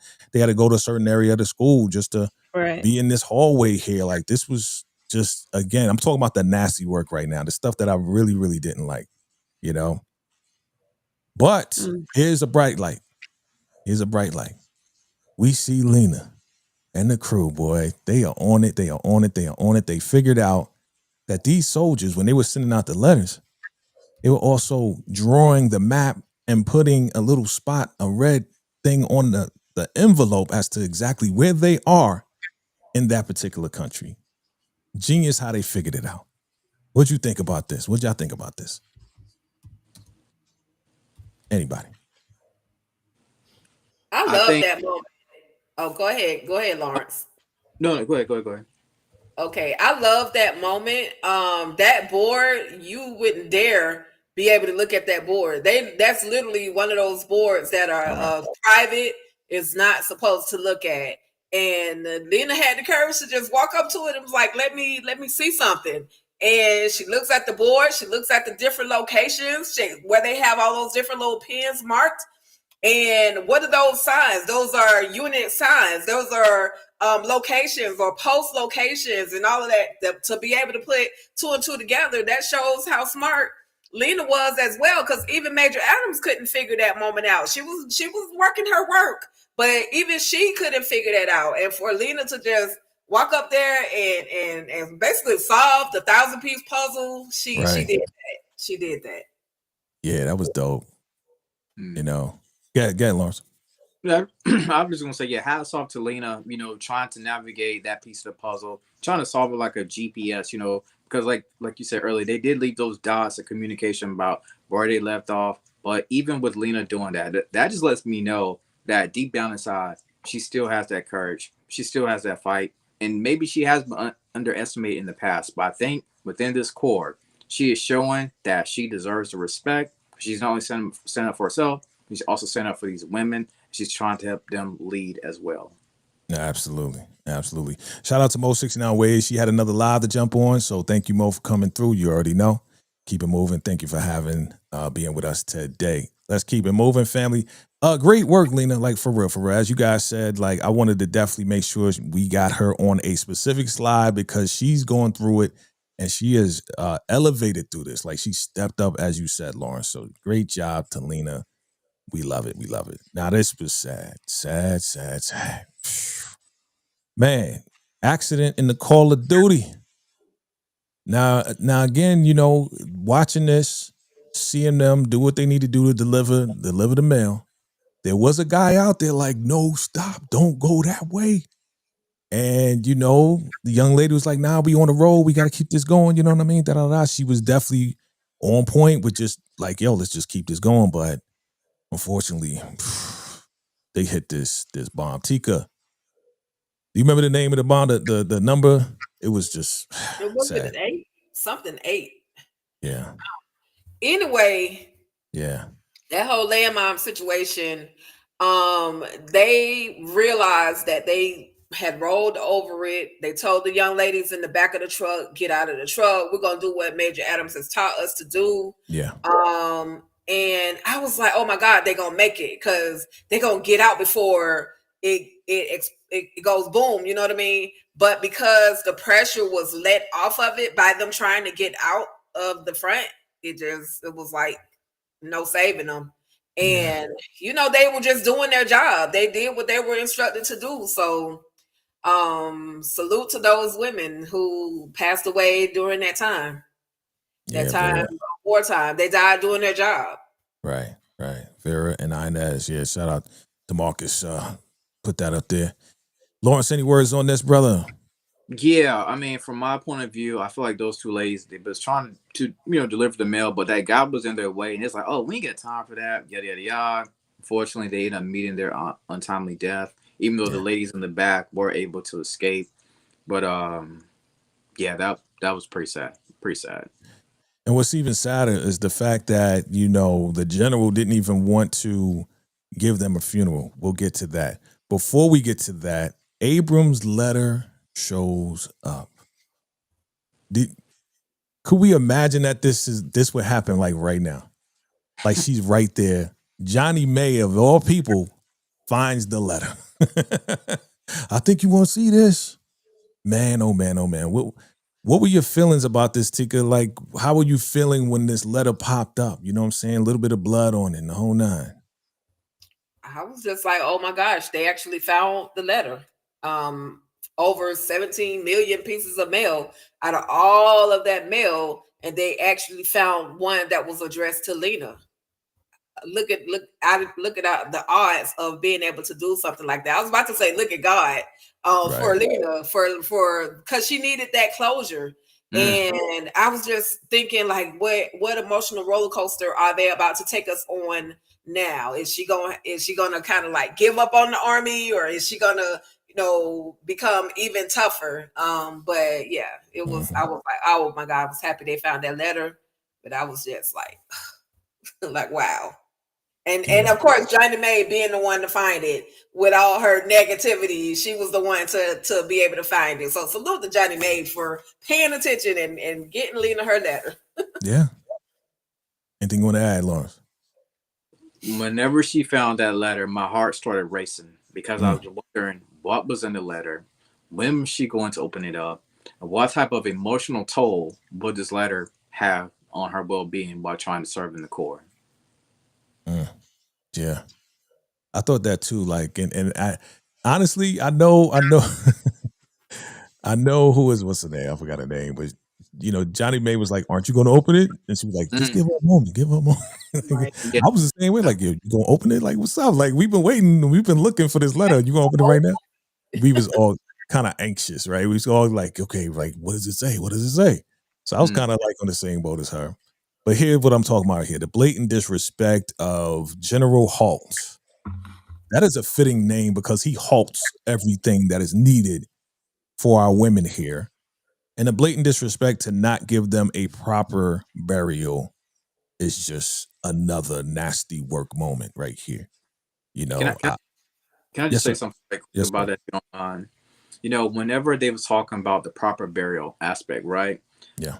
I sat there and I thought about all the black soldiers, black men, black women, who did not receive literally a proper burial. Like they literally just died on the field, and their family here back in the United States are wondering what happened to their loved one. They may have never truly got an answer due to the benign negligence of what the military did, the racist aspect of the military. That scene was absolutely heartbreaking because that's real life. You know what I'm Yeah. saying? For us as Black Americans being in a foreign country, not knowing if you are going to get a proper burial, not knowing if your loved ones are going to know if you died or not, or if you may have been captured, you know? Yeah. Man, I was inside. I was crying with them. You know what I'm saying? Looking at the ladies here, I was just like, yo, this is crazy. They had to collect the money Yeah. just to get a proper burial. Mm. Tika, this part right here, though, this mean old world. Now, while we may not like Johnny May could sing her butt off, and I felt every word that she was saying, every word I felt in my bones. Talk to me about this right here, Tika. Your thoughts, your feelings. I mean, her words were truth filled. And in that time, and even in this time, the world is just a mean old world. No matter how much we do for the world, no matter how much we give the world, no matter how much we birth the world, we're still treated as the least important individuals on the earth. And so this whole, I was like, oh my god, I ain't crying, y'all, you crying, and it was just me watching it, but it was ooh, and I mean she could sing too, so Yeah. the cemetery, yeah, it took me back a little bit. Mm. So yeah, they did it though, regardless of General Holt nastiness. They went ahead, they raised that money, Yeah. and gave those ladies a final resting place as they deserved. Yeah, So man. now they can write home to those families and say, "Hey, unfortunately, your family members have been unalive, but here is where they're located. Here's the marker. Mm. They'll have a place to visit." Right. Anything you want to add, Lawrence? I forgave Johnny May for all of the shenanigans that she did in this movie when she came out with that song right there because man, that song was absolutely touching to the core, definitely touching to the soul. I mean, you saw the emotion within her eyes as she had to sing that, because Johnny May is not the type of person, and I understand she's not the type of person that's going to turn the other cheek, right? Of course, she was raised in the South, so she's Yeah. seen a lot of racism. She's seen the KKK, stuff like that. Johnny May cut different, but when she sung that song, yep, absolutely amazing, absolutely amazing. I'm Mm. getting choked up thinking about it now. Yeah. Yeah. Yeah. Like I said, every word I felt. They Yeah. don't care nothing about us. Like, for real. Crazy, crazy, crazy, crazy. And this part was one another part that was painful to watch, right? So here we go with the empathizer, the empathy of our major Charity Adams. If you know the date and you know the unit, you can find the young man. I was Mm. like, wow, I love her. I was like, man, like you the best major that anyone could have, because most, as you said, Tika, most of them are like, get back on the bus, let's go. They don't care about your emotions. They don't care about your situation. This right here was special. So she said, okay. And Hugh, said Hugh can drive you back. And then she went. And I thought it was so dope. Attention to details right here. How she found him, but it was the Star of David because he's Jewish. Yeah. Mm. That is so attention to detail. Yeah. Everybody has a cross because they're Christian. Yeah, that dope. Abram David. All right. I'm gonna go to you first, Lawrence. What were your thoughts through all of these scenes and everything in the letter? I'm gonna get it all. We're gonna get it all out. What are your thoughts and feelings? back-to-back emotional roller coasters, you know what I'm saying? And like you said, when it came to that star, that was basically like a little Easter egg. Whenever you saw everybody else lined up with the cross and the Christian, but he had the Star of David. And she was able to get the closure that she needed when it came to Abram. And man, that scene was just absolutely gut wrenching, if I'm being honest, you know? Yeah, definitely gut wrenching. Tika, go ahead.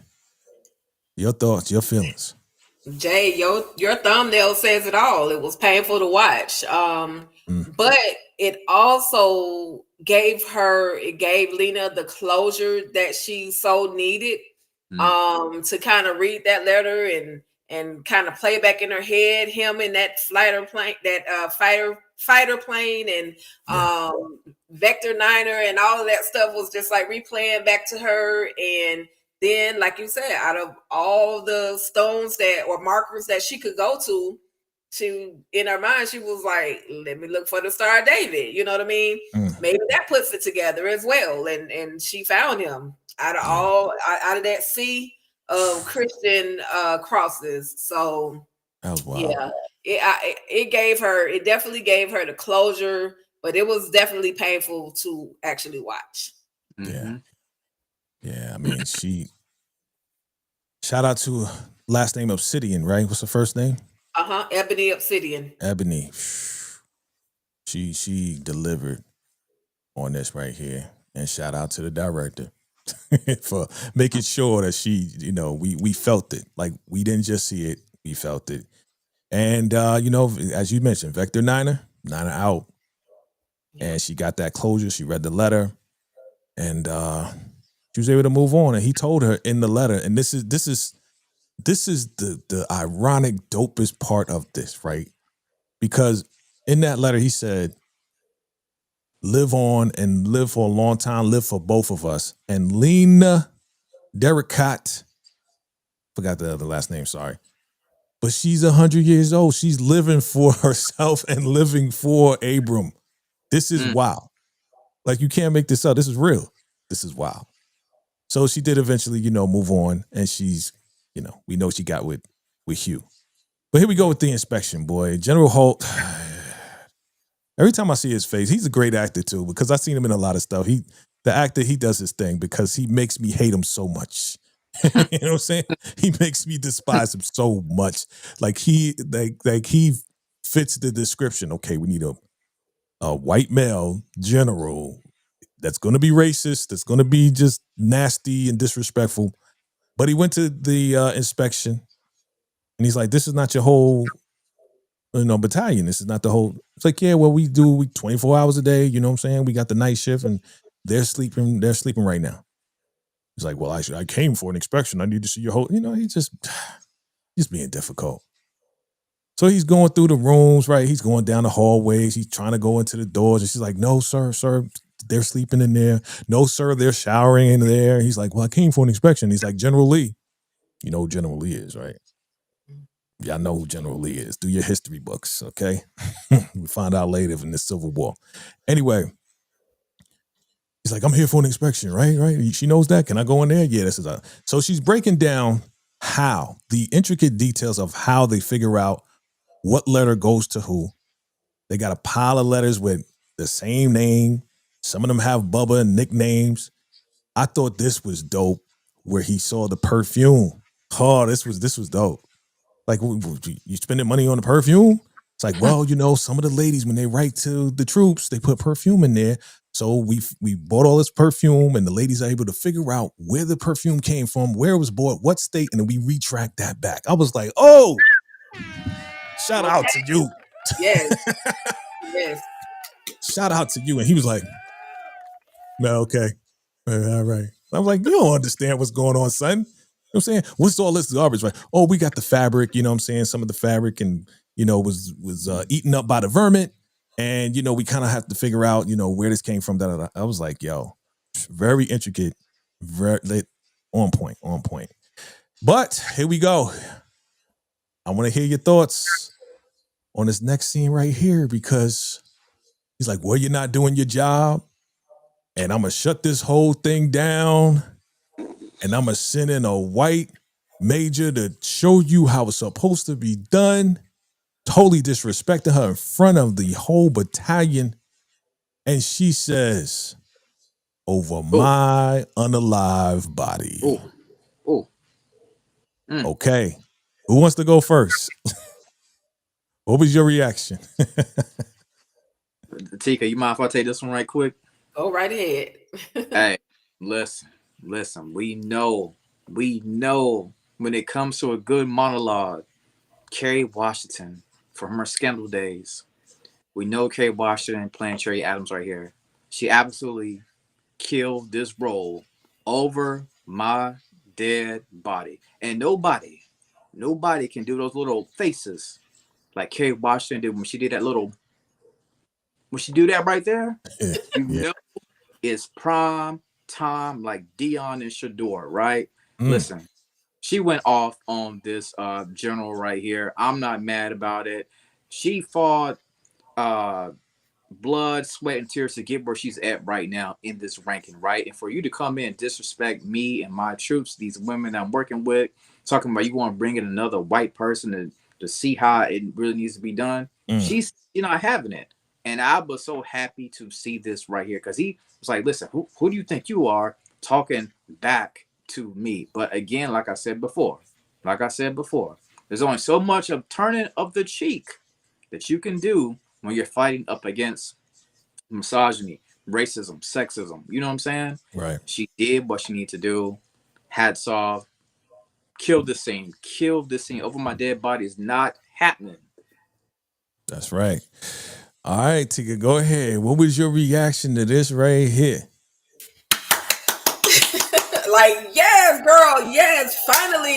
Finally, you were able to come out of that uniform, so to speak, and give him literally a piece of your mind. You've been holding this back from way back before they deployed you guys, and just missed the continuous ill treatment, the continuous disrespect from various service members that were in this location where you guys are, and you finally gave this neck a piece of your mind. And I was just so excited for that moment. Now, she was a little shaken after she did it. I don't think she realized it kind of caught her by surprise. I don't know if she really thought she had it in her to talk back to a higher ranking officer, but you'll get to the part where we'll get to it. Yeah, I got you. Don't I worry. was like, yes, girl, yes. Here's what I loved about this scene.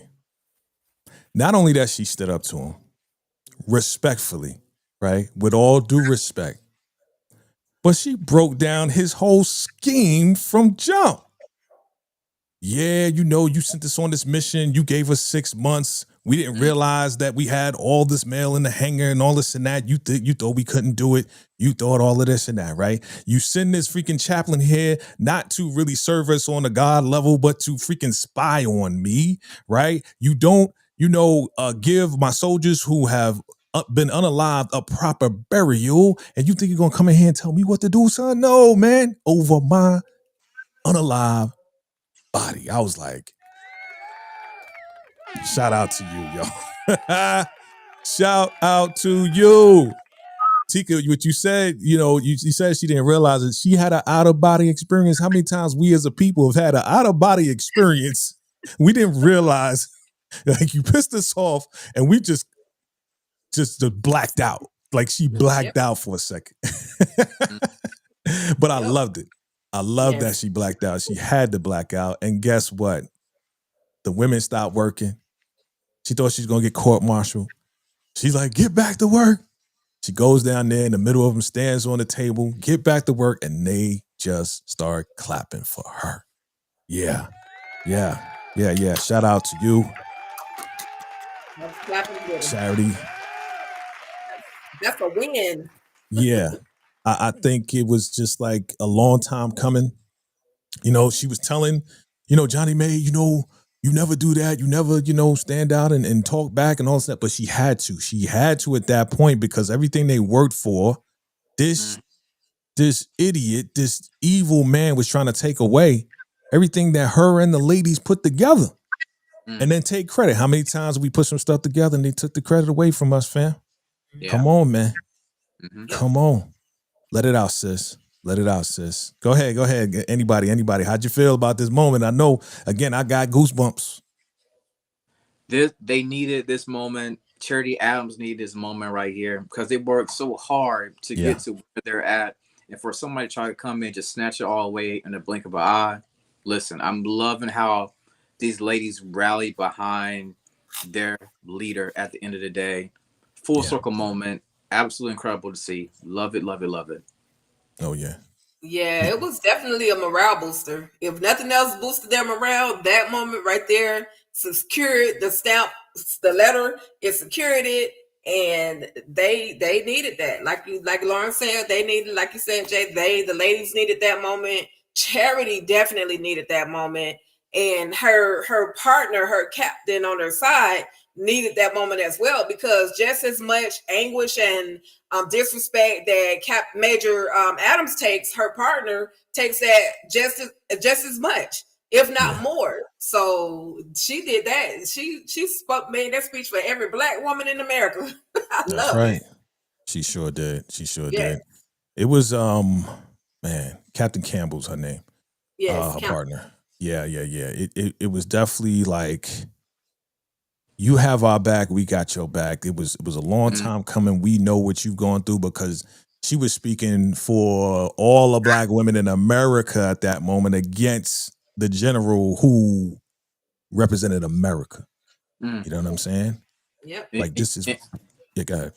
I was going to say, really, but that type of speech basically can impact future generations of black women going back from 1940 to present day when it comes to black women serving in the military. That was that type of speech that can echo from the 40s to present day. That's right. That's right. That was a pivotal moment, as we say. Pivotal, right? Changed the course of history with that one right there.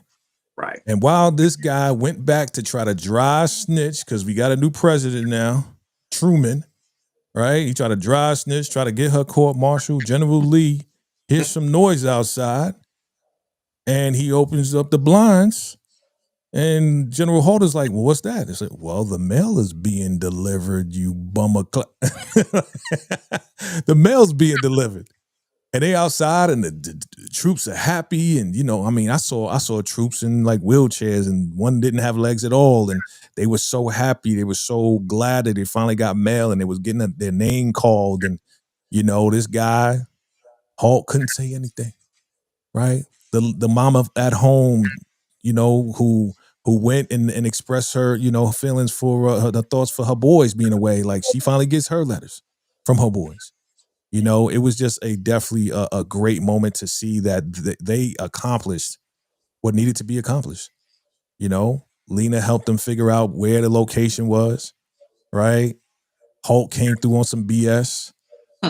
That you know, Major Charity Adams saying what she said to Hulk, as you said, Tika, boosted the morale, but they was like, we gonna work 10 times as harder now. We ain't going to sleep. Ain't no 24-hour shifts. We gonna get this done.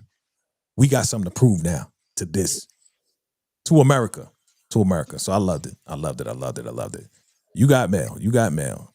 And this was the ending right here. Man, I know your eyes was wet. I know all your eyes was wet. Everybody that's watching, I know.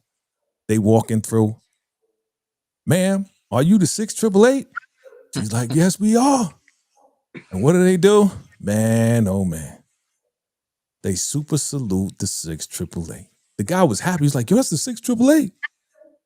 And they put there, you know, they saluted, and she was like, at ease, and they gave them a round of applause.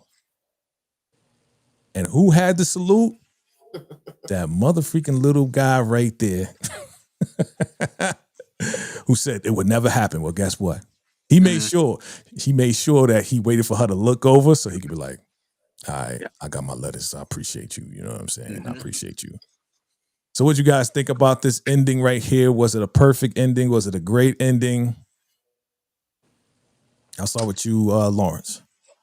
Full circle moment. These ladies finally got the respect, the honor, the dignity that these ladies are here absolutely deserve. everybody in the Corps, all these men, white men, racist white men, whatever you want to call it. Some were racist, some wasn't. They finally had to salute these ladies because they did the impossible. They did the impossible. They got it done. The situation with the male, everybody's on cloud nine now, and that was a very emotional scene. That another tearjerker scene that absolutely got your boy. I cannot lie. That scene, man, so good, so good. I'm just happy to see that right there. Respect, dignity, honor, integrity. These women, they deserve it. They got their flowers. Salute, salute, salute. Yeah, man, look like your eyes a little watery right now, bro. You know It is water right now. That's all right. No lie. That's all right. That's all right. Our resident veteran, we honor you, sister. We honor you, ma'am. Tika, Deshawn. Your thoughts about this ending and this movie as a whole, your final thoughts on this right here. What are your thoughts? First of all, thanks, Jay and Lawrence. And it was absolutely empowering. And again, I'm happy that we were able to hear our story, our history, our herstory. We're always kept under the, they never talk about what we've actually done to kind of contribute, not kind of, but to contribute to the world. And just as I stated in the beginning, going into boot camp and AIT training, they didn't tell us about the 6888. I even worked in the mailroom for a year when I was stationed in Korea. And listen, there was this guy that literally threw away over 100,000 pieces of mail, and I had to go in behind him and work to get as much of that mail out that I could. I didn't know about the 6888 at that time. Had I known, I think I would have worked a little bit harder because of everything that they endured. I mean, I got the mail out, but at the end of the day, I think a story like this would have empowered me to want to do even better. But I was just super excited that they gave us, Tyler Perry and company gave us this amazing project. Shout out to Netflix as well for signing on to something such as this. Like, this is our story. Kerry Washington, oh my God, Queen, you did your thing. Ebony Obsidian, girl, I would never see you as Karen ever again because you aggravate the heck out of me as Karen. And now I see you as an amazing, talented actress.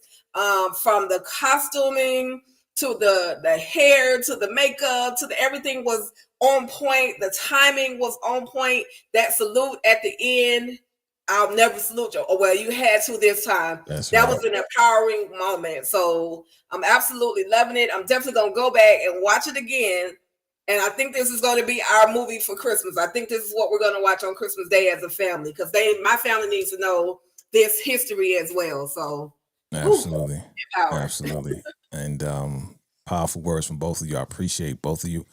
I want to ask this, and this is kind of unexpected, but I wanted to know, is there anyone past, present, or future that you want to dedicate this movie to, that you say, you know what, this movie just reminds me of someone who impacted my life in a major way? So is there anyone you want to shout out? I'll start with you, Tika. Anyone you want to shout out, man, woman, whoever, especially women, of course. Okay. Definitely, I had this sergeant, and last name was Wilson, and out of all names, but her last name was Wilson. To me, meeting her, I was one of those soldiers for the college money. You know what I mean? I didn't realize that there was promotion opportunities. There was a way for me to just advance, and I was like I kind of was a troublemaker. Like, I didn't take anybody talking to me any kind of way as far as those captains and those. So I would get in trouble. I'm not gonna lie to you. I would get in trouble for basically talking back. But she sat me down and she talked to me and showed me how showed me that I can be better than what I was being at that moment. She helped me get to a promotion board, or first of all, I was a Soldier of the Month board where I actually won that board. And then she got me to the promotion board where right after that, I scored more than enough to make my way to the Leadership Academy and then get promoted. So salute to Sergeant Wilson for doing your big one and being very impactful on my military life as well as my personal life, because she was no joke. She was kind of like Major Adams, but she kept me in check, and she taught me the right way to do things. So salute to her. Salute to her. Salute. That's what's up. Wow. Didn't know you were a troublemaker. Nah, I know. Oh, you know my mouth. I know. I'm joking. 10 times worse back then. Absolutely. 10 times back then. Okay. Lawrence, my brother, anyone, family member, service member, anybody you want to shout out, with this here? I'm just thankful for all of my family on my mom's side, on my dad's side, all of those aunts and uncles and cousins that decided to go into the military and, doing the best that they can do for this country, even though sometimes this country did not love us back, right? So that's just my thoughts. Just grateful for everybody that did serve and grateful for this country. Absolutely. Salute to you. Salute to you. I see some audience members. Anybody in the audience, whether you're watching live or you're watching the replay, definitely shout out, anyone that you want to shout out at this point, your mom, your grandmom, anyone in your family, anybody that's impacted your life. I see Ronnie Rivers right here. She says, mine too, the best of the end of the year movie. My grandfather, 1943 soldier, World War II vet. Salute to you. Salute to you. Thank you. Thank you. Thank you. Anybody else? Just shout out your people. Shout out your people. And I want to shout out my people. You know what I'm saying? Like I said, again, this was the 688 right here. We salute them. And I want to shout out my people, man. You know what I'm saying? This is my grandma, my great grandma, and my great aunt, and my great uncle. And again, super soldiers right here. You see my beautiful grandma. She's on the left right there. That's my great grandma in the middle. And then you got my grandaunt and my uncle who also served in the Army as well. So we got vets in our family. So I definitely want to shout them out. Salute to them. Thank you so much. And the last living member is my uncle right there at the bottom right. He's still around, still fighting. And then, of course, I got to shout out my moms. Super elected official. You know what I'm saying? Like my mom, my beautiful niece, of course, my sister right there. You never seen my sister before. I think I had to get approval for that picture. But yes, my sister and my niece plans on now not going to the Air Force, but she plans on going to the Marines, Tika. So we got to talk about that. Yeah. So, Thank you. Yes. My beautiful people right there. Let me keep it going because, we got some sick people out there. But yes, that's the 688 family. Thank you both for joining me on this right here. This was a special one. And once again, shout out to Tyler Perry, Kerry Washington, Tyler Perry Studios, all of these beautiful women, the men and women the cast members, the crew members, the background, right, Tika, the BGB, the background folks, everybody. This was a special 2 hour. Thanks for putting this together, Jay. Thanks so much for putting this together. I have another show in a little bit, so I didn't have time to do my thing on the 688. So thank you for putting this together and giving me the opportunity to talk about it and cry on the inside about it and just discuss it with other people that actually enjoyed the film. Absolutely. Well, you know how we do. Tigger. You know how we do. You know what I'm saying? We always put it together. Anything else y'all doing real quick? Because I know we've been on for 2 hours. We've been on as long as the movie's been on. And again, it's a beautiful thing. We got a lot to talk about, and we wanted to really show our respect to the women, to the 688, to Tyler Perry, to everybody that put this together, because it really, really touched us all. I can tell it touched us all. All right. My man blacked out, but it's all good. Anything? What you doing next, Tika? At 9:45 p.m. Eastern Standard Time, you guys, we're definitely going to go virtual club eating. Where club eating is always virtual club eating is always a vibe. We're going to talk about all the Queen's men.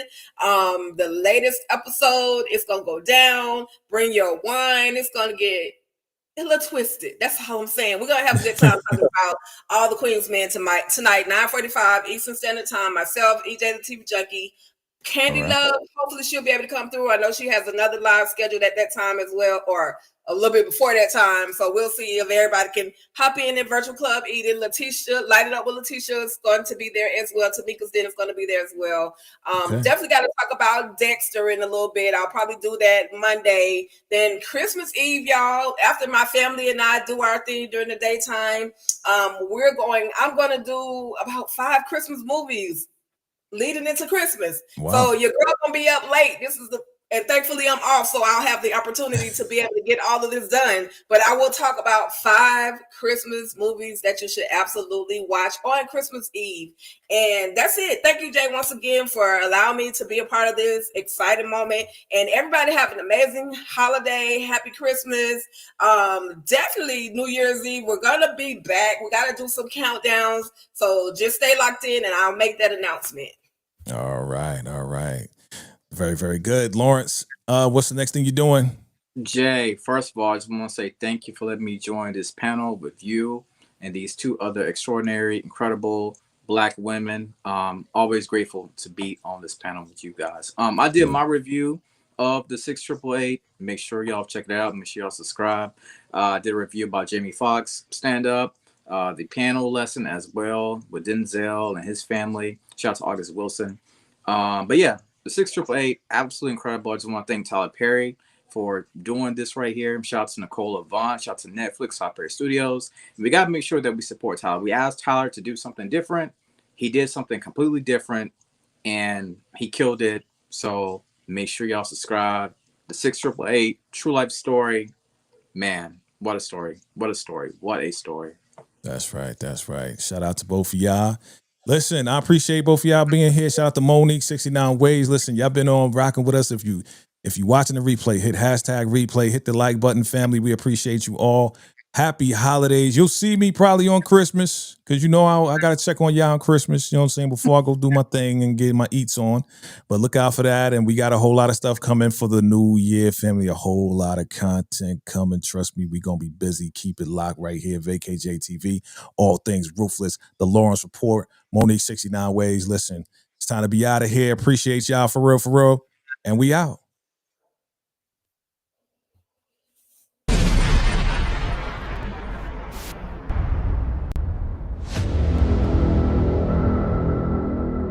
VACAYJTV. Attention! Soldiers, I am Captain Charity Adams. Welcome to the Women's Army Corps.